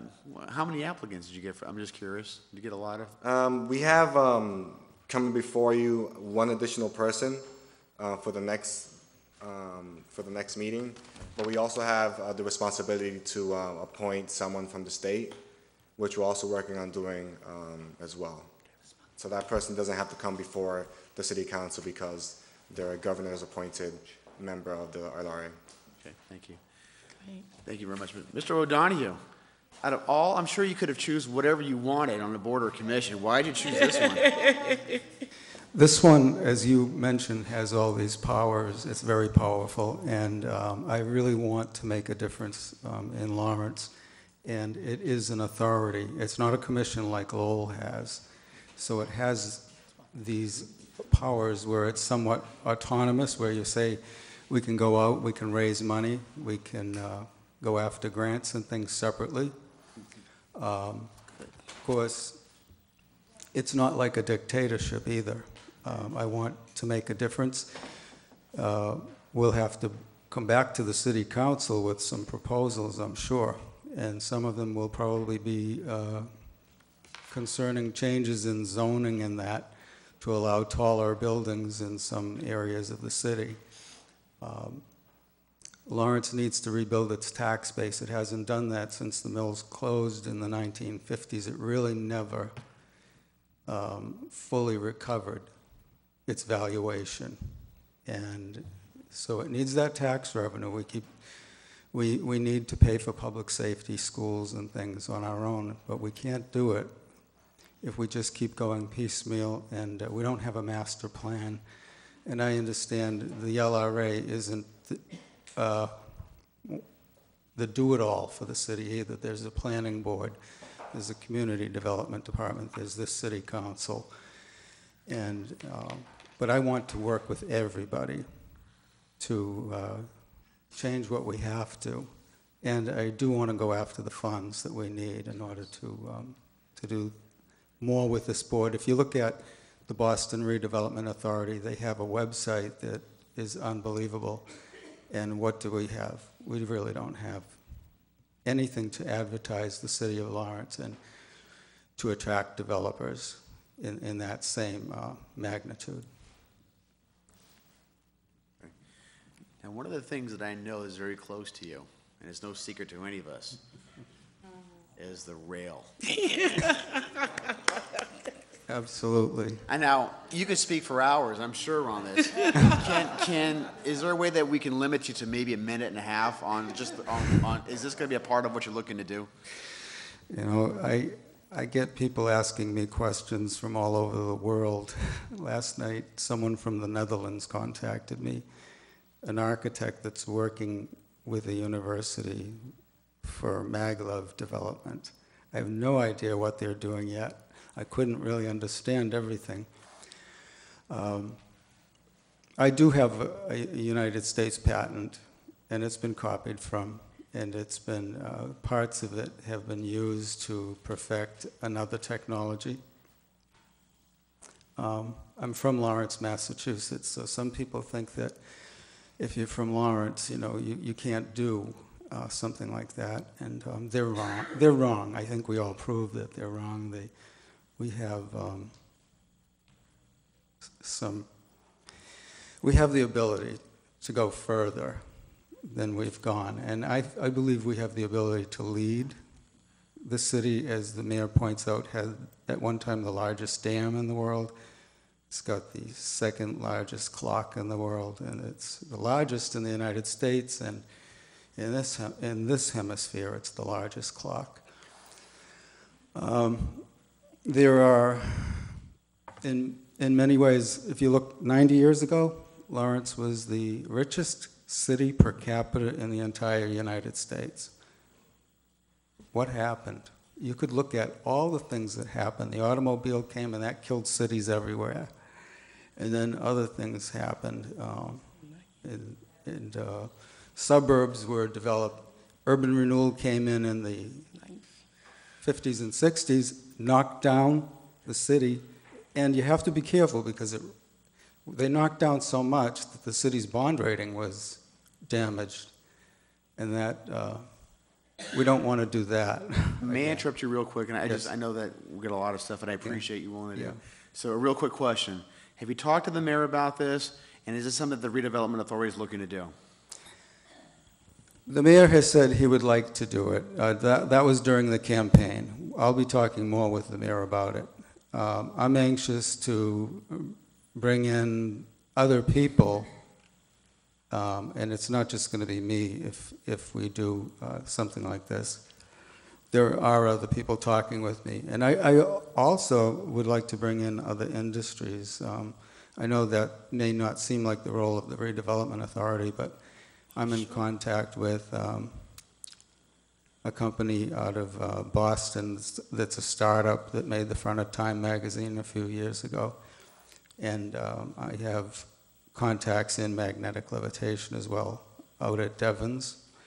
And so I'm interested in doing what I can to bring industries here. And yes, I would like to do that project, but I'm not going to be a dictator on the board. I'm just going to be one member. And if I can convince other board members that that's the thing to do, that's nice. But then you have to consider that if there's any kind of income to be earned from something like that, I have to sign it over as a gift, basically to the city of Lawrence, because otherwise you're getting into too many complications that would hold everything up, and it would just never happen. Okay, thank you. Any other questions? Mr. President, just basically, I can call you Jim, right? Yes. This is a dream come true. Nilka, I'm very excited to be able to serve on this board. I know the potential that Lawrence has, and you know, if there's any board that you could really do this from, it's this one, you know. Right.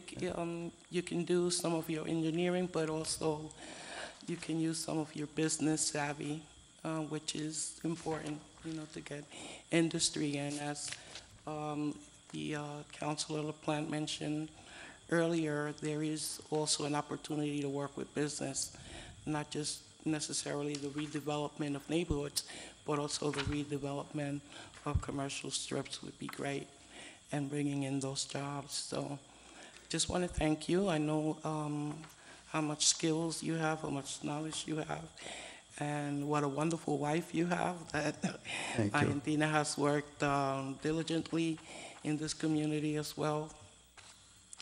So it'd be my pleasure to provide a vote on your behalf. I appreciate that very much. Okay. If there are no other questions, let's take a vote on the motion. All in favor, say aye. Aye. Oppose? The ayes have it. Thank you. Congratulations. Councilors, will somebody make a motion to take document 3910 out of table? So matters? moved. Second. Properly second, all in favor, say aye. Aye. Gentlemen, March 4th, mark that on your calendar. We're going to go into full discussion and approval on the recommendations for the Charter Review Committee. So please review the information that you already have. Councilor Bernard has already provided each one of you with all the recommendations that the Charter Committee is making. So it's very important that you're ready on March 4th to do a full discussion on each of the recommendations and approve it. Let me say that Councilor Bernard and I met with Mayor Rivera, and that we review and went over each one of those items. And obviously, he expressed, his opinions and concerns in one or two items, I believe, but in the majority, if I am correct, he's in agreement. So we will go ahead and hopefully on March 4th, take a vote, discuss it, and then take a vote. Mr. Toomey. I just want to know, we're going to get a copy of the... Yeah, those have not gone out You yet. already have a copy? Okay. No, they haven't gone out. Oh, I'm sorry, they haven't They have gone not out? gone out. Oh, I'm I sorry. apologize. I'll make Sorry. sure everyone has those. If you don't have them tomorrow, you'll have them by Thursday the latest, but you'll get them this week. Okay. Sorry. Okay, so make sure you review it, and if you have any questions, by all means, please call Councilor Bernard. The other thing is that there might be some details on the language Yeah. that we may have to work out. And obviously, we will probably ask Attorney Bodie to help us with the language to make sure that, yes, Councilor Through you, Bernard? Council President. I just want to remind people too, though, that in 2010, we started that process. And really, I know it seems like an eternity ago, and in some senses it was. In June of 2011, we met for 3 days in a row. We had three 3-hour meetings. What I'm going to re-provide to everyone is the outcomes of those meetings, which if you went back to the June 2011 minutes, we could find them. And some of the stuff in our package does relate back to it. But I guess my thought is we should not be starting from zero. Like, we started from zero in 2010. We had all those public hearings, we had all the public meetings. We put together a good substantial document in June of 2011 for a variety of reasons. It never had the final vote. But we will get that out to everyone. But I guess what I'm trying to say is when we get to the document, if you have questions or things you want to add before March 4th, please let me know. I'm happy to get it incorporated and get it redistributed out to everyone. But my hope is that on March 4th, we're not starting from scratch where somebody wants to start at page 1, paragraph 1, item 1, and go through it line by line. That's really not what this is about. Definitely. Okay? Okay? Thank you. Will somebody make a motion? Oh, I'm sorry. So is that, Hold on. Right, Mr. This has to have a public hearing, though. Once it's decided what's going to happen with the charter, it has to have a public hearing. I'm not sure. Do we need a public hearing? Okay. It would be like a home rule petition. So, the same process that we'd follow for a home rule petition, where we would discuss it, then order the public hearing, publish it, and then any item would need 6 votes, just like a home rule petition. Okay. Thank you. Councilor Alvarez? does that mean that because all the work has been done, that there's no room for any additional thinking on this? There's always room. Yeah, exactly. There's always room. I don't want to be thank you, if I may point of Yes. clarification, through you, Council President. I didn't mean in any way to imply that there'll be no room for any modifications. I just want people to take into account the work that's already been done so that we don't start from zero, that if there's a modification or appropriate modifications along the way, obviously, we as a body should be open to those. But a substantial amount of work went into this already, so I would hope that people, respect that. And I think when you see you'll get the document, it'll be easier to recognize that there's not as much need for edits as you might think. I think that if you have any questions I guess regarding I'm the not rationale. I'm not referring to No, you're asking, editing. you're I'm you're referring talking about to- something new. Right, that if you have something Sure. that is going to require a change in the charter, that we take advantage of that opportunity course, then of and course. introduce it. That's what my point is. There has been a lot of discussion at the subcommittee level as to the rationale for each one of the recommendations. So obviously, Councilor Bernard can answer, and I can answer because I was part of that committee 4 years ago. So you can call me, and I would be more than happy to answer any questions, or Mrs. Bernard can do the same. Okay? Right, because then again, then this is my last point on it, would be that if we have a question about a particular ordinance and we may believe that that's not the proper way to go, is that going to be an issue? That would be at the time of discussion. You can express Okay. your point of view there. All right, Okay. thank you. A motion to table this document? Second. Got it properly second. All in favor, say aye. Aye. Can somebody make a motion to take document 1614, So moved. I'm sorry, 1014 out of table matters? So moved. Second. All in favor, say aye. Aye. Gentlemen, councilors. At the last discussion, Councilor Toomey indicated some concerns primarily because of the Wednesdays. And I thought that if we combine the Housing and Personnel Committee on Mondays, have the Budget and Finance Committee on Wednesdays, and the Ordinance Committee on Thursdays, then probably we would have addressed that particular concern. And I'm wondering whether you guys will feel comfortable in making a decision tonight so that, and again, let me state the objective again. The objective is so that we can work 1 week at the same time of the city council and have some time to do some work in our districts. Whatever you want to use your time for during that week to visit your district, visit different meetings, et cetera, et cetera. So I would like to open it for discussion. Mr. LaPlante. Mr. Maldonado, thank you. So a couple of points that jump out at me. If we're going to have those 2 meetings on a Monday, and that's the Monday preceding a full city council meeting, so it would be my hope that if we go in that direction, number one, that we don't have a subcommittee meeting on Monday and then vote on those items the next day.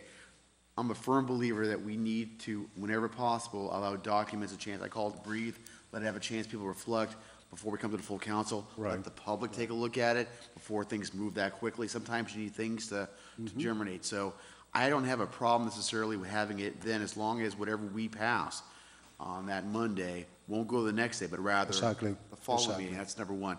The second concern is just with personnel. Housing Committee, it's an easy one because you can wait that other week.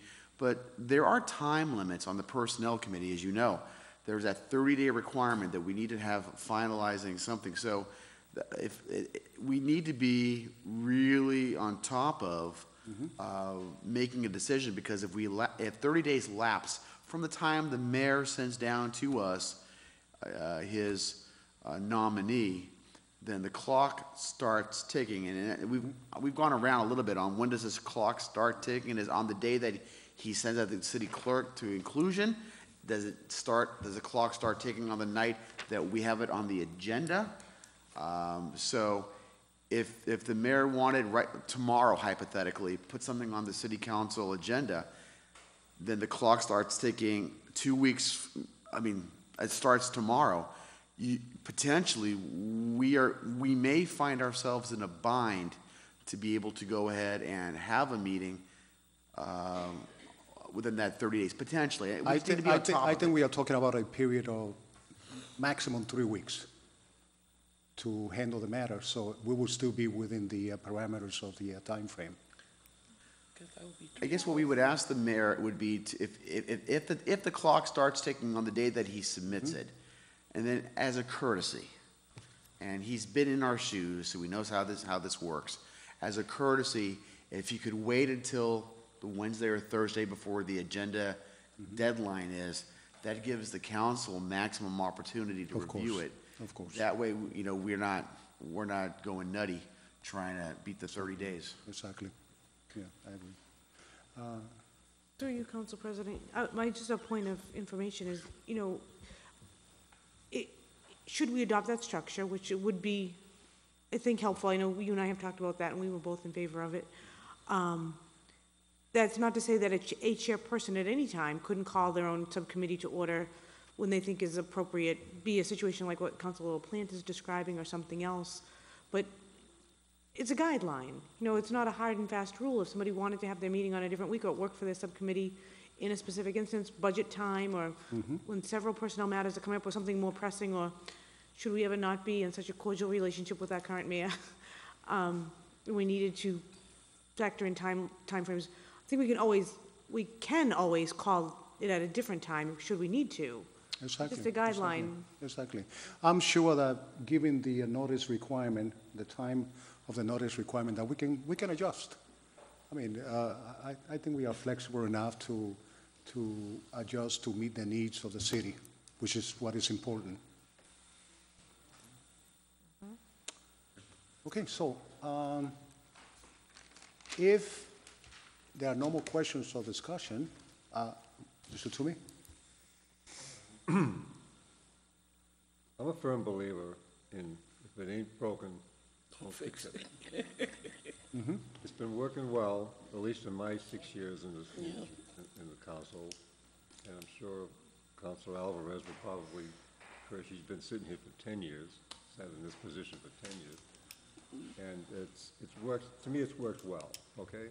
There have been problems with, not so much problems, but something that can be worked out, especially with the personnel and budget and finance, which only happen to be the two committees that happen to meet in the same day, but those problems can be worked out. But everyone else has their particular day that they're having. And every once in a while, someone might have to change it. But to me, if it's not broken, you're gonna come across a lot of things that are gonna happen. People have committee meetings here. The zoning board has meetings here. The planning board has meetings here. Other things of that nature that might interfere. So my thoughts are, if it isn't broken, why fix it? I don't think we are talking about a problem of that is broken. I think we are talking about improving it, making it better for us, so that we can become better counselors. In what way?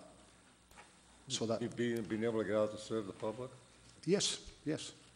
That is specifically the objective, so that we can serve our constituents better, and that we will have, I mean, that particular week we can use to meet with people, with constituents. We can attend different meetings. We can create small group discussions in our neighborhoods. We can conduct community meetings here. It's something that can't be done. So there's a lot of things that we can do. So we are not talking about fixing something that is broken. We are talking about something that we can use to improve our ability to function. Is this something that can't be done now, with the structure the way it is? What you're talking Well, about? we are talking about, remember, we are talking about meeting every week. And that will take a great deal of time to add on to that. Right. Say that again? You're talking about meeting every week? If we keep it the way it is, Right. we are still meeting Every every week of the, every we week have a meeting. of the month. Yeah. Okay? So anything that we add on, that we like to do with the community, it would be an add-on to that, to what we already have. So the burden will be greater. So you want to do all the subcommittee meetings in 1 week as well as the council meeting? With the council meeting, yes. Same week? At the same week, yes. That's the objective. Well, for me, No, I understand. I mean, the reason why we're discussing this here is so that everyone can express their opinion, because I would like to, I would like to take a vote on this, to either do it or not do it, you know? Right, right. Councilor Reyes. No, actually, I was just gonna, my understanding is that, and thank you, Councilor President. My understanding is that any board that is gonna be meeting in this room, they go by our schedule. They don't schedule something without checking with us if we're gonna be having a meeting. So I don't even think this is going to be an issue if we're gonna be having all the meeting all in 1 week, because they are still gonna have another week free and they can schedule the following one. So I don't know if Mr. Toomey has any question or concern about, because I know that on Wednesday, it will be your problem, right? No, that has been addressed. Okay. If we put together the personnel On and- Mondays. and the housing for On Monday, Mondays. then we would have addressed Mr. Toomey's concern that he couldn't make it on Wednesdays. Yeah, that's right, yeah, that was my question. So who's going to meet on Wednesdays? Budget and finance meet on Wednesday. Wednesdays, yes. Any other comments before I call for a motion? Any other No, concerns? Go ahead. Yeah. No, I was gonna- Oh, you. I didn't Mhm. realize this was my discussion. Oh, well, I haven't been a cheerleader of the, and that's because there's a lot of reading and stuff that I need to do for my work. But then I also realized that I won't necessarily be here every evening. Of course. I mean, there was a discussion that you and I had. It's not that private, so I can share that. We talked about trying to be available for all the committees. Exactly. That would make it impossible for me to do than if we're holding it all in 1 week. So okay. and I would have loved to have participated at all committee meetings. Right. It's just not doable if it's all in 1 week.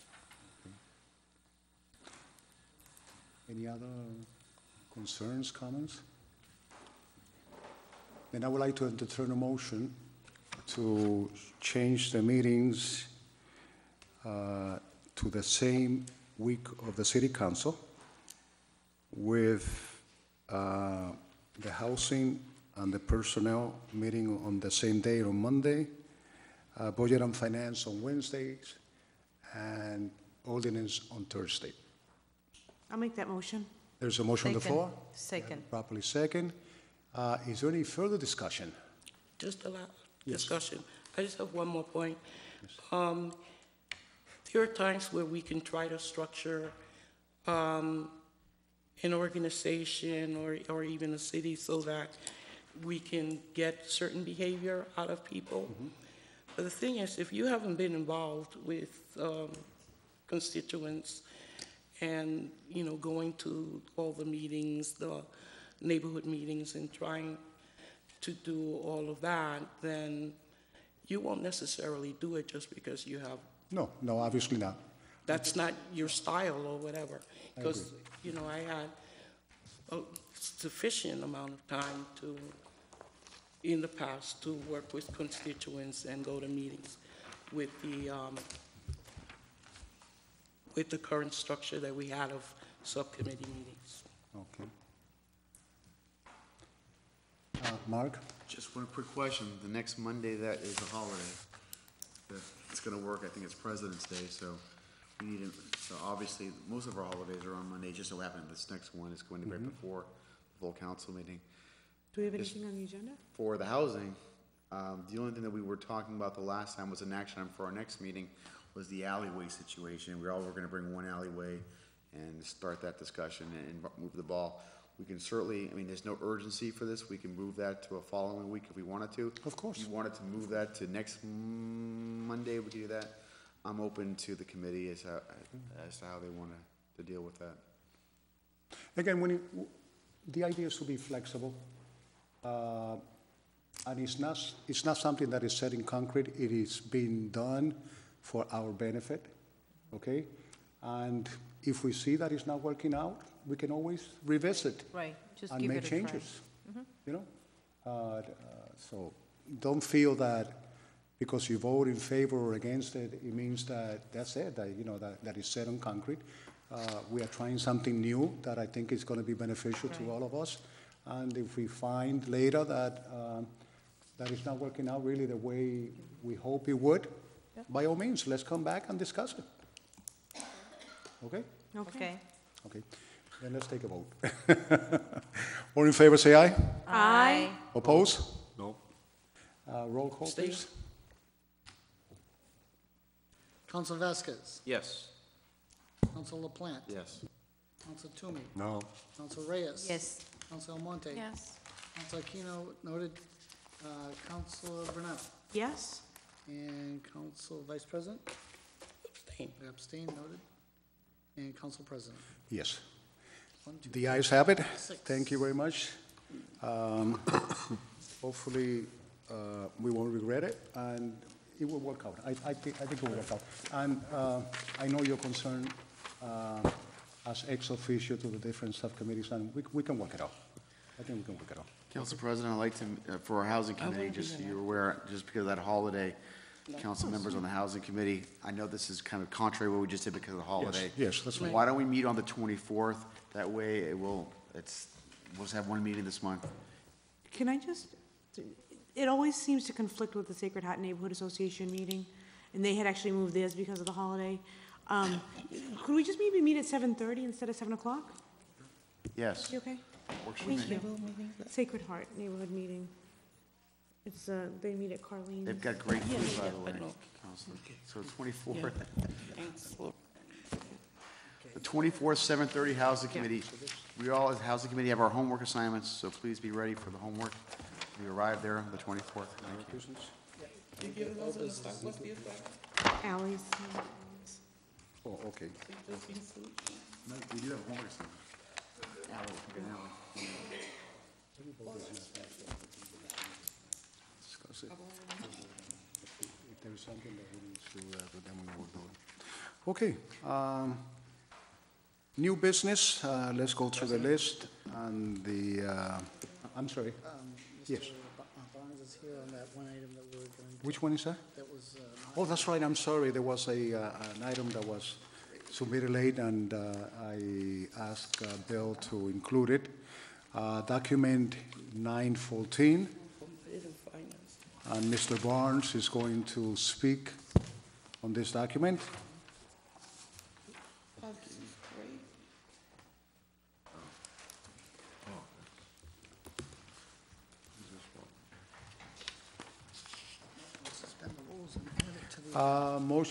Motion to suspend the rules. The motion has been made, properly second. All in favor, say aye. Aye.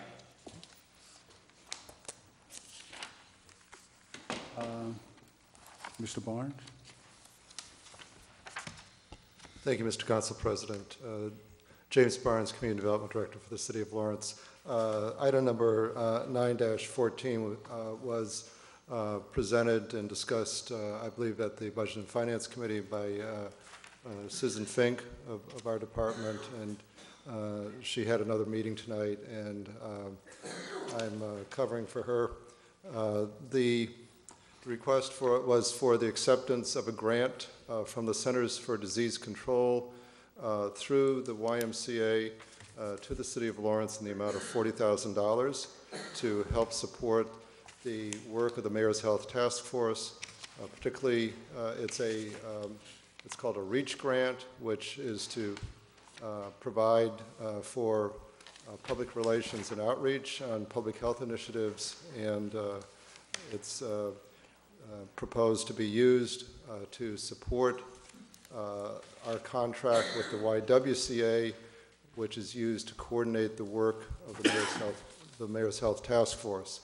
In particular, this grant addresses healthy living. It addresses issues of obesity in the community, and the grant is to cover a portion of the coordination of the Mayor's Health Task Force for a 2-year period.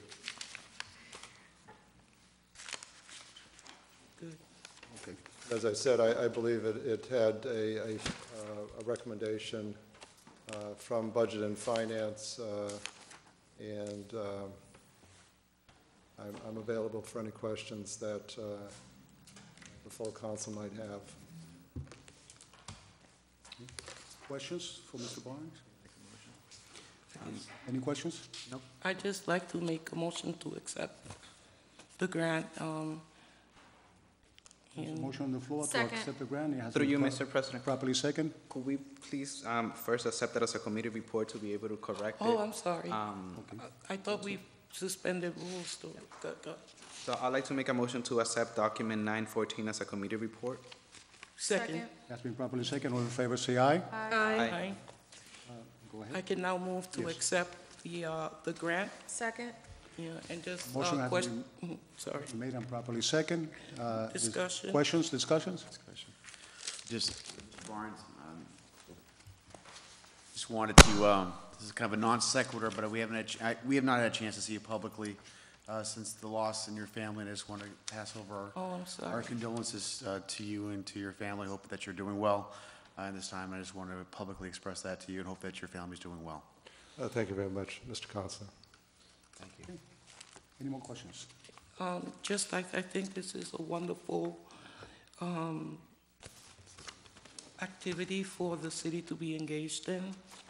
You know, we know that there are some, because of all of the work that's been done by the CDC and also the State Health Department, we know that looking at all those minority-funded programs, that there are a lot of issues of health as it relates to race. So it's wonderful that you're going to have the opportunity to address it head-on. Thank you. Thank you, Madam Vice President. Yes, Mr. Toomey. I'm also with Mr. Barnes. I'll tell you afterwards. You can sorry? take a vote? You can take a vote on this one? Are we going to take a vote? Yeah. You wanna ask it? No, I'm all set. Okay. Then let's take a vote on this document. All in favor, say aye. Aye. Oppose? The ayes have it. There is one more document. Thank you, Mr. Barnes. There's one more document that we need to take out of table matters. Document 514. So move. Second? That's been properly second. All in favor, say aye. Aye.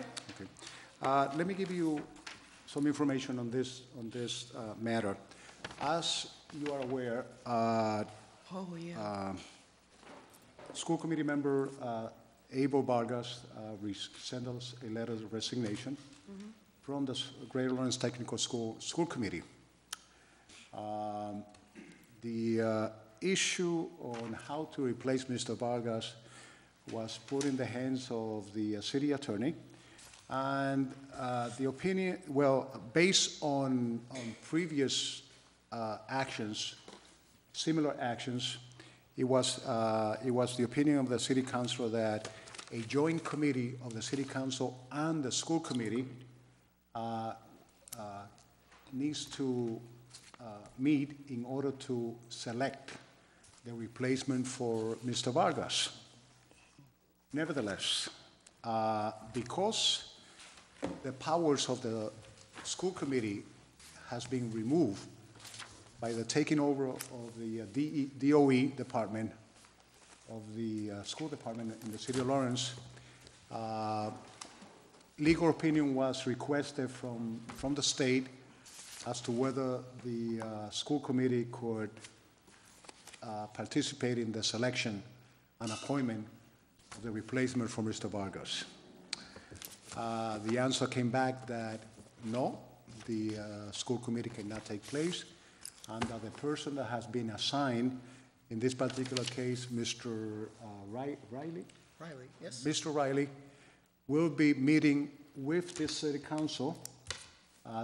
He will be participating in the selection of the person that will be replacing Mr. Vargas. Yes. Through you, Council President, just a point of inquiry. You made, what I understood you to say was that the city attorney had provided us with a legal opinion that we should be having a joint meeting with the school committee, and then you said you got a second? Yes, based on past practice, Yeah. that was 1997. Sure. 2007. Yeah. A member of the Greater Lawrence Technical School Yeah. Committee resigned, and there is an agreement between, if there is an agreement of the Greater Lawrence Technical School Regional District that any replacement of members of the committee needs to be done by the city council, at least for Lawrence, by the joint meeting of the city council and the school committee. But again, as I explained before, because the school committee has been stripped of its power to make decisions by the taking over of the DOE, then the person assigned, Mr. Riley, will be the one representing the school committee in the selection process with the city council. I think, Hold Kendra's on. got a- Mrs. Bernard, do you have a? Yeah, I'm not done, I'm sorry. Okay. I just don't, I understand that the Department of Ed has put Mr. Riley in place, and I'm glad that he's there, and I don't question the quality of the work that he's doing. My understanding was that that we do have a school committee. We did just have a second election. We weren't told by Department of Ed, like, please don't put them on the ballot because they serve no function. They do serve a lot of non-administrative functions, such as the political process, be it supportive of the PTOs, making sure that the parents feel represented. I know specifically one of the candidates I was supporting, when we had the replacement of my district's school committee person, was specifically a parent in the schools because I felt, even though there was an excellent candidate who did wind up winning, and she's been excellent, I felt like the last ability they had was the parental representation, and I felt that having a parent would be a good thing for that school. I guess my point in saying all of this is, this isn't a budget issue. This isn't a administrative issue or a policy-making issue. This is most clearly the political piece, which I believe is still in the power of the city council, of the school committee, excuse me. And I disagree. I professionally, as an attorney, disagree, and I politically, as an elected official, disagree with that standing, and I'd like to see it in writing because I don't agree with that position. And unless and until someone shows me a statute or something that I'm mistaken, I think meeting without the school committee present is a mistake and a disservice on our part. Let me say this, I agree with you, and I am totally opposed to that also. I believe that the taking over of the school department in the city of Lawrence by the DOE has nothing to do with the regional school. Right. Okay, and consequently, they have no jurisdiction, okay? If the wish of this council is to protest that action, I think we should. Yes. And- I'd like to- And later I can entertain a motion to send a letter to That's Mr. what I was Riley. gonna say. So Let's not speak out of order. Hold on. But definitely, let's do a little more discussion, then we can make some decisions. Mr. Vasquez. Mr. President, thank you very much for allowing us to take this document out of order, out of the table. Similarly to Councilor Bernal, I have a very close feeling to this. I think that we should allow school committee members to be part of this discussion. And I completely understand the situation in which they are today when it comes to decision making, but I also feel that it is important. One, legality issues. If the charter states it one way, I think that we should go by what is stated. Also by the way that it has been done previously, as mentioned in 2007. I think that we should definitely go along that route and continue doing it that way. School committee members should be part of this conversation. It is something that it is very close to the work that they're doing.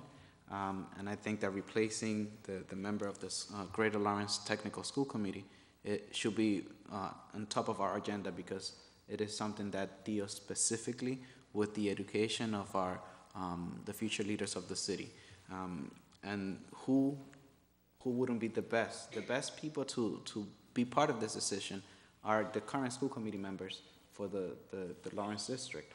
I know that you want to continue a discussion, but after that, I will also make, when the discussion is done, make a motion to send correspondence. Okay.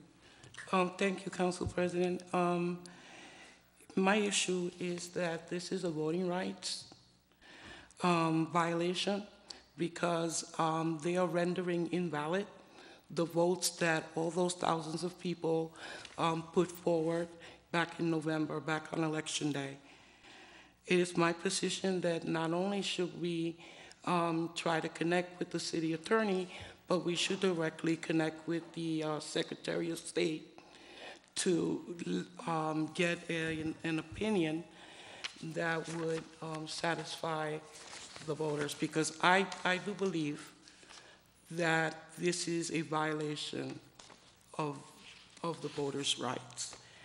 I know, and I've heard, and I've been meaning to get to the school department to talk with this gentleman, but again, I'm like Eileen, as a professional policy analyst, as a parent, and as a voter, I believe that this is an issue that should be handled by the school committee.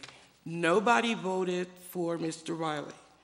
He does not have the vote nor the go-ahead to speak on behalf of the thousands of people that cast their votes. So I wholeheartedly request that when you make that motion, Councilor Vasquez, because I know that you came here intending to do so, and I yield that strategy to you, that you add that we contact the Secretary of State. And remember, this is not a charter, not even a charter, this is a contract that we have with other parts, with other cities.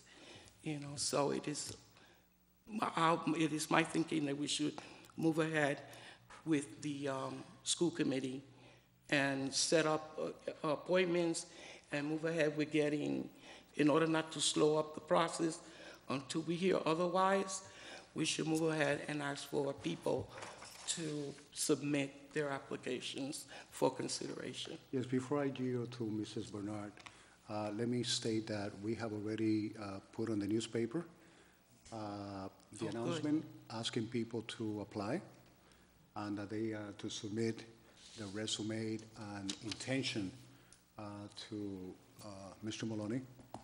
And so we are in the process, and we already have a scheduled date. Councilor Bernard? Thank you. Thank you, Council President. I guess I'm looking at this January 7th, 2014 legal opinion of the city attorney. I like what it says. I agree with it. And I'm hearing it say we need to send correspondence. I guess my thought is send correspondence to whom? Why don't we just set a date for the meeting that we have and invite the school committee as we would, consistent with our legal opinion. Like, we are the governing body. I don't know why we don't need to get permission from anybody.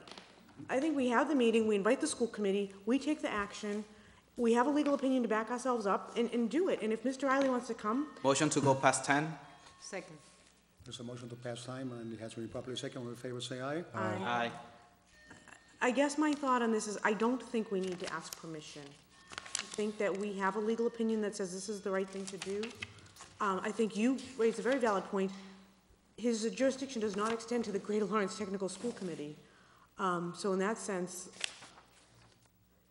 above all else, like that is the most sound point of all, is that this isn't with regard to the Lawrence Public Schools at all. It's regarding the Greater Lawrence Technical Schools, which, as Councilor Alvarez has pointed out, is governed by a separate contract between the city and the school. Exactly. So let's do what past precedent has said, what our contract with that committee says we'll do, and my thought is, let's call a meeting and let's invite the school committee, bring down the nominees, and have the meeting consistent with what we've done. I just don't get who we'd send the letter to. Are we sending it to Mr. Riley? I think it will be I think it will be good to inform him of the decision that we're making. Inform him, maybe. So rather than asking him for permission, it Yeah. would be more of an informative correspondence. and at the same time, notifying the city attorney of what we're doing to make sure that even after receiving his legal opinion, to make sure that we are covering all bases in that regard. And why not, I think adding the Secretary of State, similar to what Councilor Alvarez has mentioned, will be a good idea, just to be able to cover all the bases. But I do also agree with you that why not just call the meeting and go ahead and move forward. Hell no, we won't. Let me say this. Let me say this, and we need to keep this in mind. Yeah. One of the opinions was that in order, there was a concern that because the power of the school committee has been removed, that if we did it together, that the decision that we make as a joint committee could be invalidated. Okay, now, maybe what we can do is that we ask Mr. Riley to be part of the joint committee. Well, could he? But he's not, but again, the agreement of the regional vocational school will not include Mr. Riley. Okay, it includes only a joint committee of the school committee and the city council. So, if his presence will eliminate any possibility of invalidating the vote of the joint committee, then maybe we should go that way. Do you understand what I'm saying? No, the last part I didn't get. Okay. What was the last part? I didn't get that. Oh, you didn't get that? Okay. The last part. If the concern of Mr. Riley was that because the power of the school committee has been removed, that a joint decision of the school committee and the city council may be invalidated. Okay? May be invalidated, not necessarily.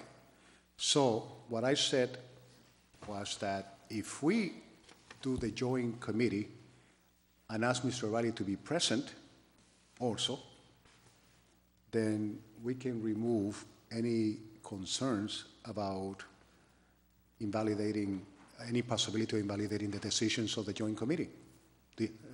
Am I clear on that? I follow. Okay. Mark? Sure. So thank you, Council President. I followed the logic.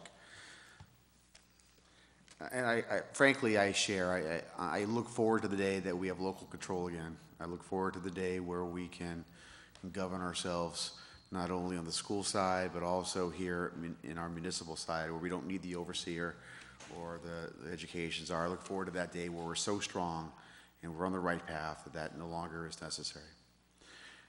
And I want, frankly, my knee-jerk reaction is to want the school committee to be, as the charter directs, be sitting at the table with us, to be partners, equal partners in this election. The one cloud that hangs over my enthusiastic yes on what we've just all been talking about is your very comment, which is, I don't want to put our city in a position whereby any decisions that we make may be grounds when a school committee member for the vocational school takes a controversial vote, and then it's appealed because it was a close vote, whatever, and they should not have taken that vote. So rather than what I would like to do is take the guesswork out of this. Before we come to this meeting on the 25th, before we start rolling the dice and say, well, we may or may not, why don't we get a definitive answer as to, can the school committee be a part of this? What is the basis, book and verse, that Mr. Riley has that says that the statute that was drafted by the legislature, signed by the governor, right? Because I think he's hanging his hat on that. What part of that statute clearly defines the fact that the school committee is not a partner in this? We need to get that answered. I don't think that's a tricky answer to get. It's either yes or it's no. In the weird circumstances that it becomes a gray area, then it becomes litigious. We need to, at that point, if it's a gray area, then we need to make a decision ourselves as to where we want to go. But if it's clear, really, I mean, we're spinning our wheels here without getting all the facts. So when we talked about getting a letter out, I agree. I think our letter should go to the DOE, and because they're the organization that is the instrument by which that law is implemented. So, Let's let the council know what we've done to this point.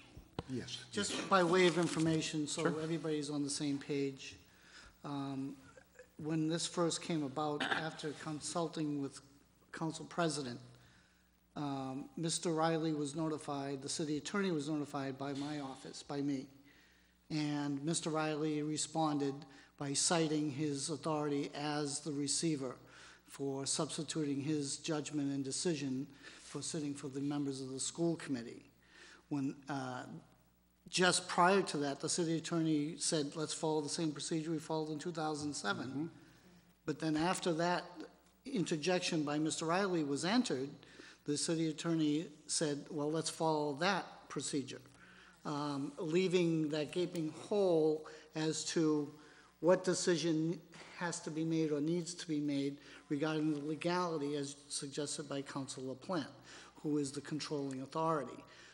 My only suggestion, and I would just advisedly suggest that all matters be referred back to the city attorney as a central location for any legality. And exactly that was my response to Mr. Riley. Direct your legality decisions to the city attorney. Although he cited a statute, he did not provide an opinion from the legal authority that he's relying upon. so my recommendation then, and I'll make this in the form of a motion, that we send to the city attorney. Motion on the floor. I don't think there is a motion on the floor. No, there's no motion, no. Past 10 o'clock. Didn't? No, not yet. No, You got it? Oh, okay. not yet. Go ahead. So I'd like to make, if that's all right, I'd like to make a motion that we, based on this guidance, that we send a letter to the city attorney, asking the city attorney very specifically and pointedly that he provides guidance on this matter. And I would encourage him to, or direct him to consult with the Department of Education before, with this question, before he issues to us his opinion. There's a motion on the floor, and then we can get into. Second, and we'll have discussion, yeah. Yeah, discussion. Anybody will second the motion? Yeah. Okay, has been properly seconded. Second for discussion. No, I'm sorry, I wasn't seconding it for discussion. Thank you that they did, though. I like the idea of correspondence to the city attorney if that's the route that you want to take. I don't think the opinion of the DOE is worth a bag of marbles. The DOE put Jeff Riley in place. They asked the legislature to write the statute. They don't have any governance or control over what we do as a body. If we want him to seek counsel, get it from the Attorney General or get it from the Secretary of State. Both of those bodies control us. Both of those bodies are ethical bodies that should be looking at elections and appointments and procedures.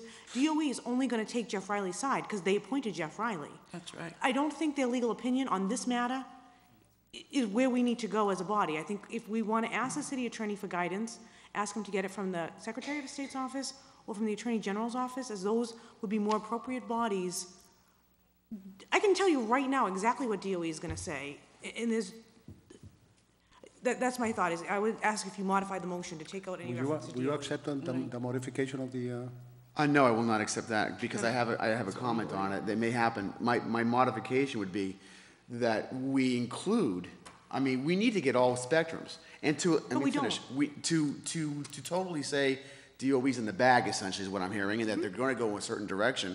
I say that if they have sound legal opinion, case law that supports their position, we should be hearing that. So let's get that. Let's also, what I think is a good opinion, is go to the Secretary of State's office as well. It's going to be the city attorney's office is going to meld all this information together and then provide for us an opinion. We are going to be the decision makers. To say that we're not going to take one opinion because we believe that that opinion is biased, it could be biased and it could be right. I don't know, but we need to get that information.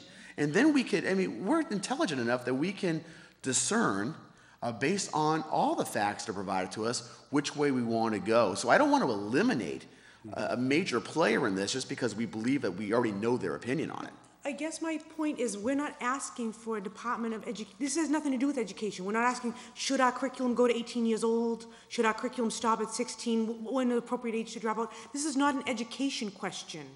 This is a body of authority question. DOE doesn't weigh in on bodies of authority questions. This is, what are we as a council permitted to do? We want our attorney's advice on that. We want the advice of the Secretary of State and/or the Attorney General. Those are the appropriate bodies. Department of Ed is who we would go to say, should our English curriculum be expanded or not? Is our superintendent appropriate? Do we need to be taken over as a receiver? Those questions, absolutely, bring those back to DOE. But I'm not going to vote for a motion where we ask the city attorney to get legal advice from DOE. I would support one that has him getting legal advice from the Attorney General or from the Secretary of State or both. But I'm not. DOE is who you go to for educational advice. And this isn't seeking educational advice. Thank you. Mr. Toomey. Thank you very much. Where does the charter fit into this thing? Because the charter does state about putting a... Specifically, this is an agreement of the regional school But with the cities and towns. The charter sets up the school committee. Huh? The charter spells out the school committee. No, the charter, in this committee. particular matter, the charter doesn't speak about this matter. No, it doesn't, but it does set up the school committee as being an elected body. Oh, yes, but remember that when the Department of Education took over, okay, my understanding is that it stripped the power of the school committee.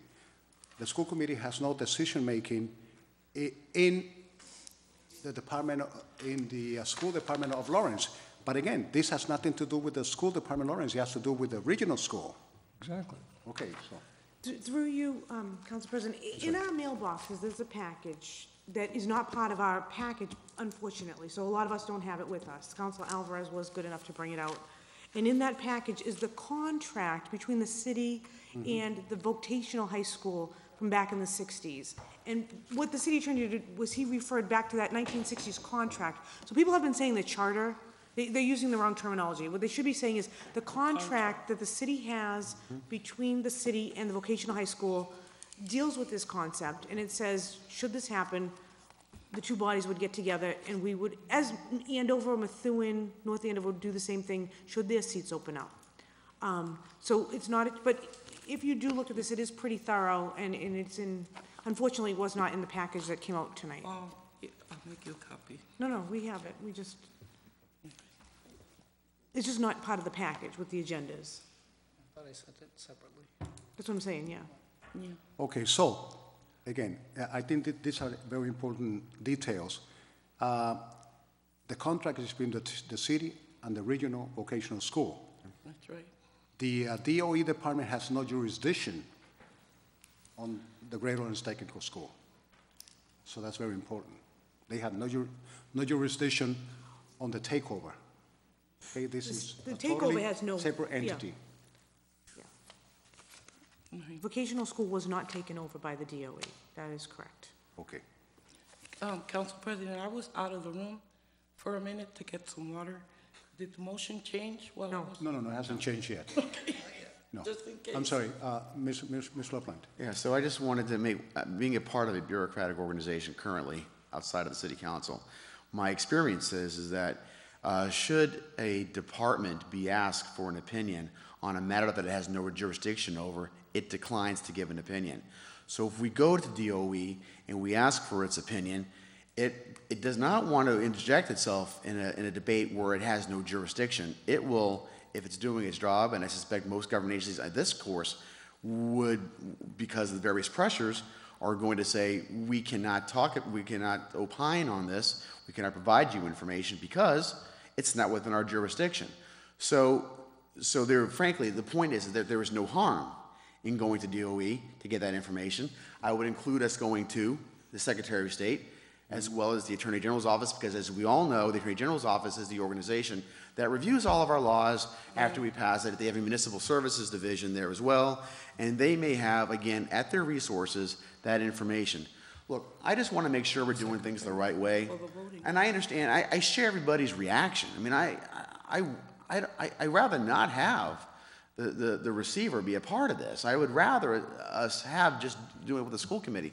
But what I don't want to do, even though my heart says that, and my head says, let's make sure we're doing this right, I don't want us to get caught down the road a piece by saying that we didn't do what we should have done. We didn't get all the information we should have got, and we made a decision without all the details. And a lot of the things that has been said this evening, if correct, and I know that we have strong opinions on it, will be validated one way or another if they prove to be true. So I say, get the information and let's work on it. And then again, there's 9 of us. We can figure this thing out. Council Eventually, we are going to be the one making the decision once we have the information. So whatever we get, the more we get, the better. Yes. Council President, I'm just finding it difficult that he would have taken a walk down here and talked to our clerk without having spoken to, his higher-ups at DOE. Well, I don't know. Claims he has an opinion, but he didn't give it to you, did he? He did give it to you? Yes. Can we see it? No, not the opinion. He gave me his email saying that, citing the statutory authority, and that he had an opinion from council. I can forward it to everybody first. Oh, okay, so all right, let me be clear then. Yeah, I gave it to council. Okay, are you bamboozling me? Okay. So, the issue is that he presented an email with what his statutory authority is over the Lawrence Public Schools. That's correct. So there was no specific opinion on whether he should be the one representing the school committee or whether the school committee can participate in this activity. He said in his opinion. Oh, his based opinion. upon his instructions from, I think it was DESE. Was the, and I don't even know what that stands for. Thank you. Yeah, well, they should stick to curriculum That was. in that area. In resting upon his authority as a receiver under the statute, that he would be substituting his judgment for the school committee members. I'll send you a copy of it, that way you have the exact language that he sent. Sure, because I would like to take a look at it. I then directed him to the city attorney. So I like to offer a way for us to get some consensus tonight.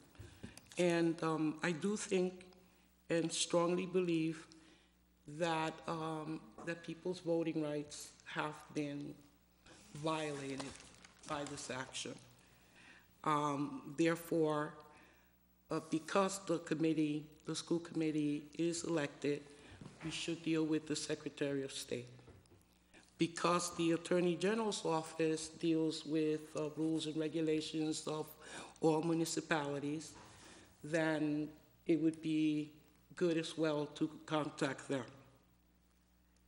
Then the only thing that I would see about DOE would be to get a copy of that opinion, but what he provided is not sufficient for us, and if he's saying there's no other opinion, then that's it, that's the end of the discussion. And we should just get the Attorney General and the Secretary of State's office opinions to support the Lawrence Public School Committee and to support us as the authority here in this city. Okay. Is that okay? Yes. I think that when we send a letter, when we send a letter, once we agree, I think we should mention 3 things, very important factors. Number 1, this is a contract of the city with the regional technical school district. Exactly. Number 1. And consequently, because it's a contract of the city, DOE doesn't have any jurisdiction. Number 2, the takeover of the Lawrence school system doesn't imply that the Department of Education has any jurisdiction at all on the Greater Lawrence Technical School, because that is not the case.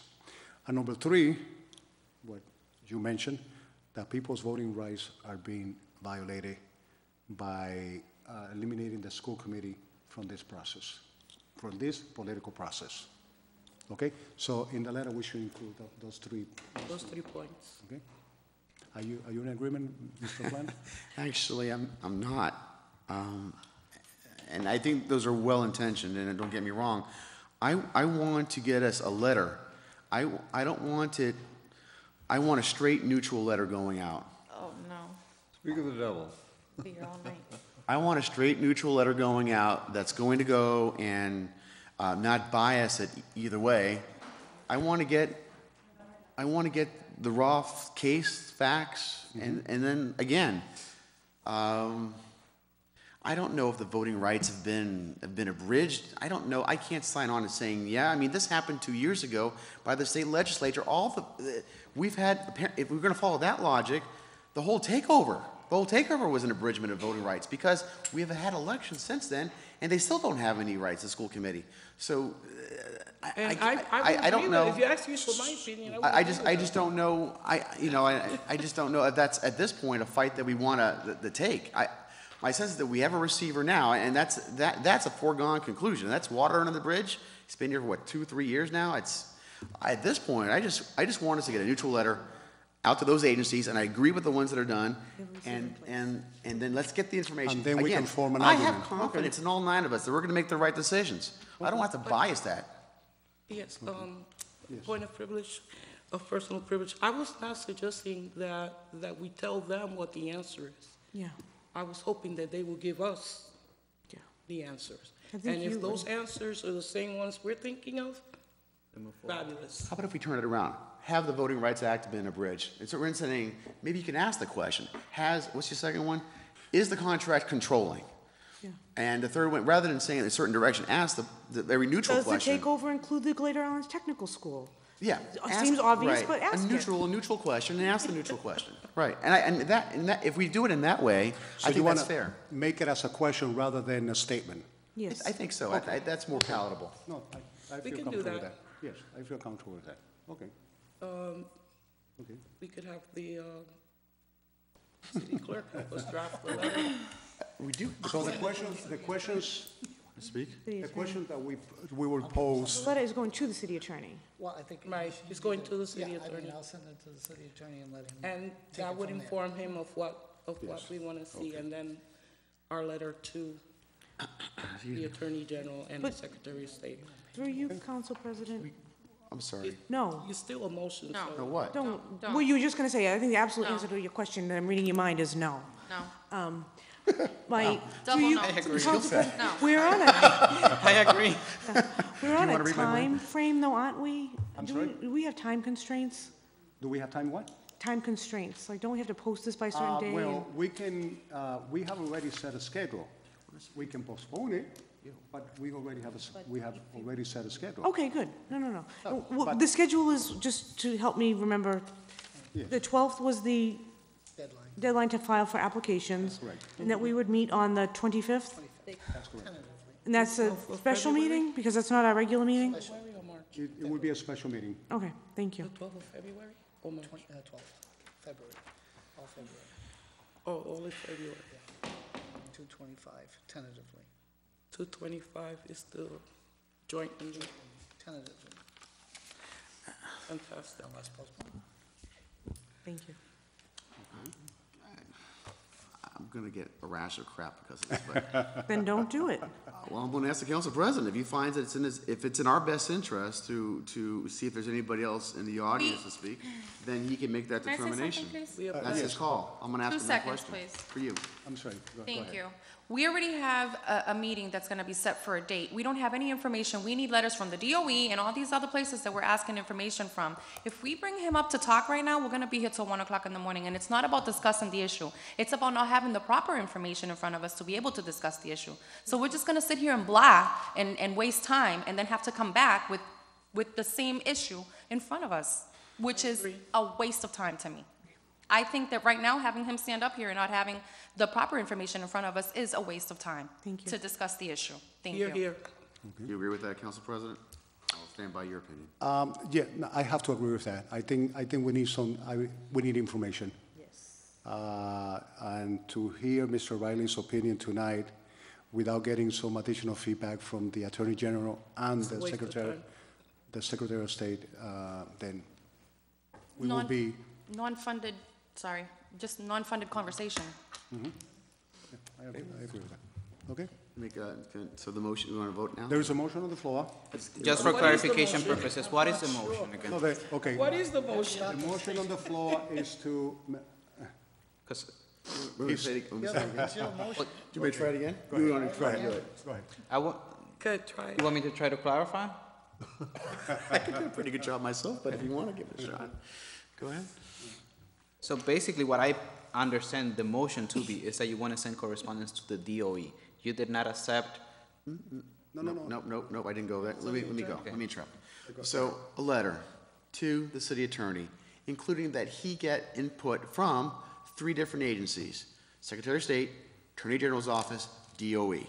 And that as he crafts his opinion to us, that he cobble up that information and provide for us, give us the background of whatever they gave, maybe as an attachment, he can include that as a raw attachment, and give us his opinion as well. But I want him to be as full and as encompassing as possible as he provides for us that opinion. Can I send that to you before I send it up? Sure. The motion? No, yeah, that's the motion. That's the motion. So there's a motion on the floor, and it has And been it was properly second already. Mhm. Are there any more discussion? Okay, I think we had enough. Let's take a vote.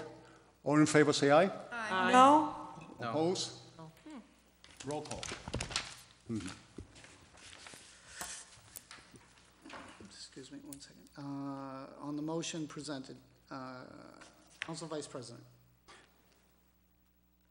Oh, me first. You're first on this round. Yes. Sorry. Council Brunel. No. Council Aquino noted. Council Almonte. No. Council Reyes. No. Council Toomey. No. Council LaPlante. Yes.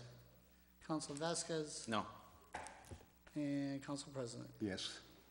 Council, motion fails. The motion fails. Make a motion to send correspondence to the city attorney asking the same questions, only not including the DOE, just reaching out to the Secretary of State and to the Attorney General's office. Wait.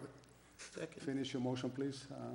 Basically identical to Council LaPlante with the omission of the Department of Education. So reaching out to the Secretary of State, reaching out to the Attorney General, asking the same questions, the 3 points that you raised in the formal question, just omitting that third party. Second. There's a motion on the floor, and it has been properly second. Any discussion on that motion? Discussion. Huh? Discussion. Discussion. Go I ahead. think it's a great, it has a lot of power and teeth to it. I like it. Okay. Okay. If there's no more discussion, I would like to call for a vote. All in favor, say aye. Aye. Oppose? No. The ayes have it. No.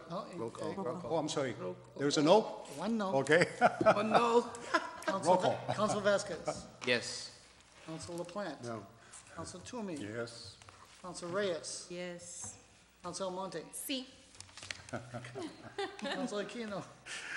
Noted. Council Brunel. Yes. And Council Vice President Alvarez Rodriguez. Yes. And Council President Maldonado. Yes. Motion passes. All right. I'd like to make a motion to table document 514. Second. There's a motion to table document 1014. 514. Properly second. All in- 514. 514, sorry. All in favor, say aye. Aye. Council President, may I please have a moment of personal privilege, just for 2 seconds, a point of personal privilege? I'm sorry? Can I have like a point of personal privilege for 2 seconds? Yes. Just, in the past 4 years that I've been here, we adopted a protocol. And I would like to see if we can adopt this protocol and have it precedented once again. When we have our subcommittee meetings, I know that it's probably a little hectic for some people to make our subcommittee meetings if they are not part of the subcommittee. Watching it on TV would also be very, it would be beneficial if you cannot make the subcommittee meeting. Because tonight, and it's healthy conversation and information, but the meeting could have gone a lot quicker if like redundant and same questions weren't asked by other members that weren't present at the subcommittee. And I remember Council President Moran, I mean, that he's not here, our ex-Council President Moran, that he's not here any longer, but I think it would be healthy for us to adopt this, which means that if, that all committee items be discussed at subcommittee and then be brought up, and I mean, if there is questions that need to be asked and all that, of course, ask those questions. But if you're able to watch it on TV and inform yourself with the information instead of coming here and having all those questions be redundant again and having the people, some like to talk more than others, and we like to give them the opportunity to do so. But then again, it's just like redundant information that has been given. When we do change our committee meetings to them being in 1 week, we're gonna be like personnel and housing is gonna be 2 nights in a row. So I'm gonna be here Monday night. We're gonna discuss the issues that are gonna be held at hand.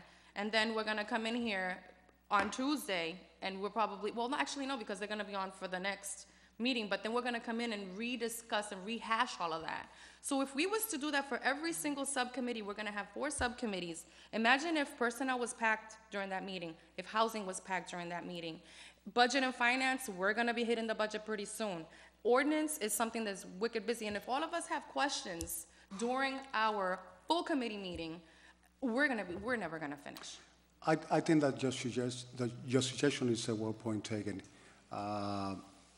Nevertheless, we have to keep in mind that at times, members that are not part of the committee may not be able to watch it on television, number one.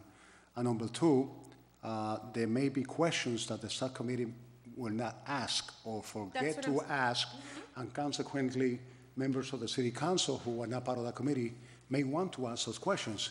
But I think that the point is well taken. I think we should be considerate and try to limit discussions as much as possible.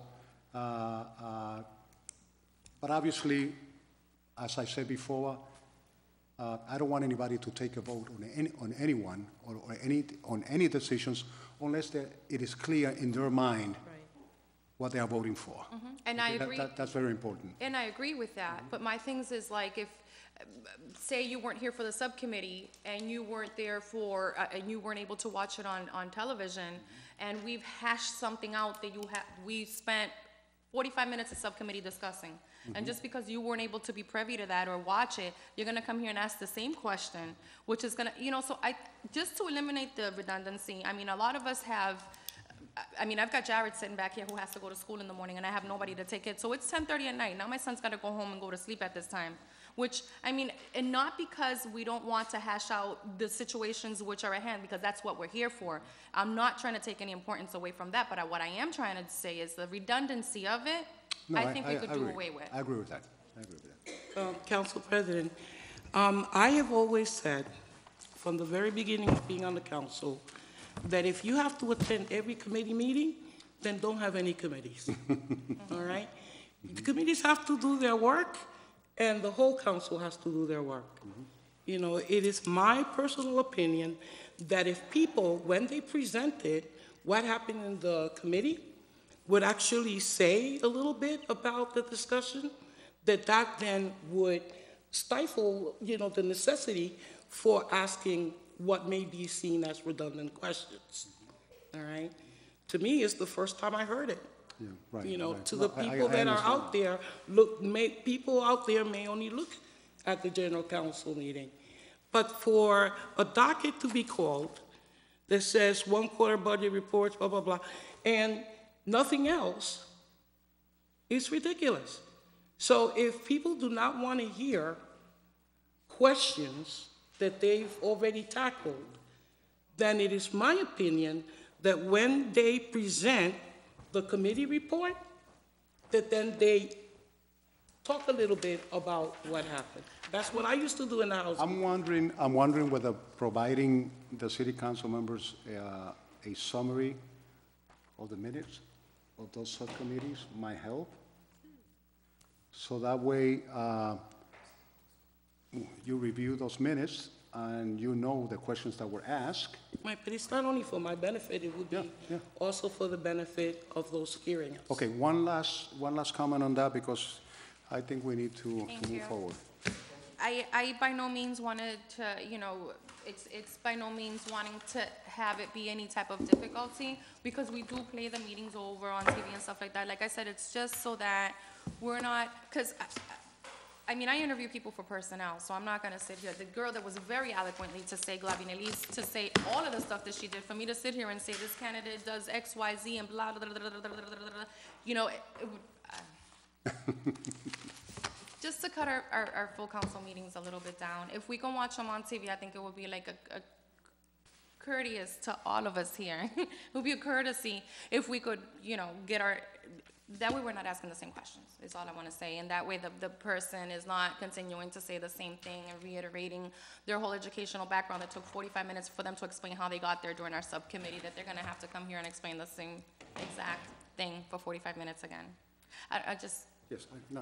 Thank you. I think, Just again, as a point of personal privilege, if this recommendation to adopt this form or protocol is due to me, No. then that's not going to We happen. had this, We're no. not. That's not going to happen. No, No. not for, this is something that we This adopted is- 4 years ago. And because I have always said, if you don't want to hear the questions, right? And if everybody has to go to committee meetings, then don't have any committees. Hey, I got the committee on the whole. Let's all go there. Councilor Almontes is simply expressing an opinion, and she's asking of us to try to limit questions if we can get that answer to the questions in other ways. And she suggested that we look at the meetings. But again, I think that if we provide each councilor with a summary of the subcommittee meeting, it will provide us with enough information so that we won't have to ask the question again, because we may have the answer in the summary. Right. So But things like Council that. President, it was like I was confused when we were talking about the youth program. And I thought we were talking about coming out of budget and finance, that we were talking about accepting the grant. So when he said, let's table it, I'm like, why is he saying to table it? But it may be, and I'm not telling you how you should present, but maybe if you had said, this is, you know, and he's looking to do X, it would have been easier for me to understand that you needed that table because it was important to have that presentation at this level. Okay. Let me look into the possibility of having a summary of the subcommittee meetings sent to each member of the council, so that when it gets to the point where they're going to be discussing or approving a recommendation of the subcommittees, they would have enough information at hand. And I just wanted to finish, if I could, by saying that by no means, Noka, this has anything to do with you. It was because I love your information. You were here way before a lot of us, and you fill us in on a lot of good information, and it has nothing to do with your questions. It just has everything to do with, this is something that I think I'm used to it, because we had adopted it back when Council President Moran was here, and it flew, it helped us flow very good through our meetings and stuff like that. By no means I want you to take this as a personal thing, because if it, trust and believe, look, Mark LaPena is over there, he could tell you that I used to tell him all the time, like, if it was, you know what I'm saying, it was nothing against him when we adopted it 4 years ago. It's just, I'm not here for my benefit. Yeah. I'm here for the benefit of the people, and I will be here, you know, and ask all the questions that I need to ask. Until 2 and 3 in the morning. Hold it. I welcome your information, and I welcome everything else. It was just that it worked very well during my past 4 years here, and I just figured that maybe we can adopt that once again. Yeah, let's not get into a conversation back and forth. It's not constructive. Let's continue with the meeting. New business. Right. Document 2814, parking of Orchard Street, is going to be sent to the Ordinance Committee. Document 2914, parking Garden Street, also to the Ordinance Committee. Document 3014, Shekinah de Jehovah, permission request, is going to go to the Ordinance Committee. Document 3114, handicap parking, 70 Cambridge Street, also to the Ordinance Committee. Document 3214, parking, Hale Street, removal of parking prohibition, Ordinance Committee. Document 3514, several days requests from Iglesia de Cristo Rios de Agua Viva. That's also going to be sent to the Ordinance Committee. Document 3614, Ministerio del Manto de Jesús, request permission, also to the Ordinance Committee. Document 3714, appointment, Planning Director position, is going to go to the Personnel. Document 3814, appointment, Lawrence Historical Commission, also to the Personnel Committee. Document 3914, appointment of the Lawrence Historical Commission,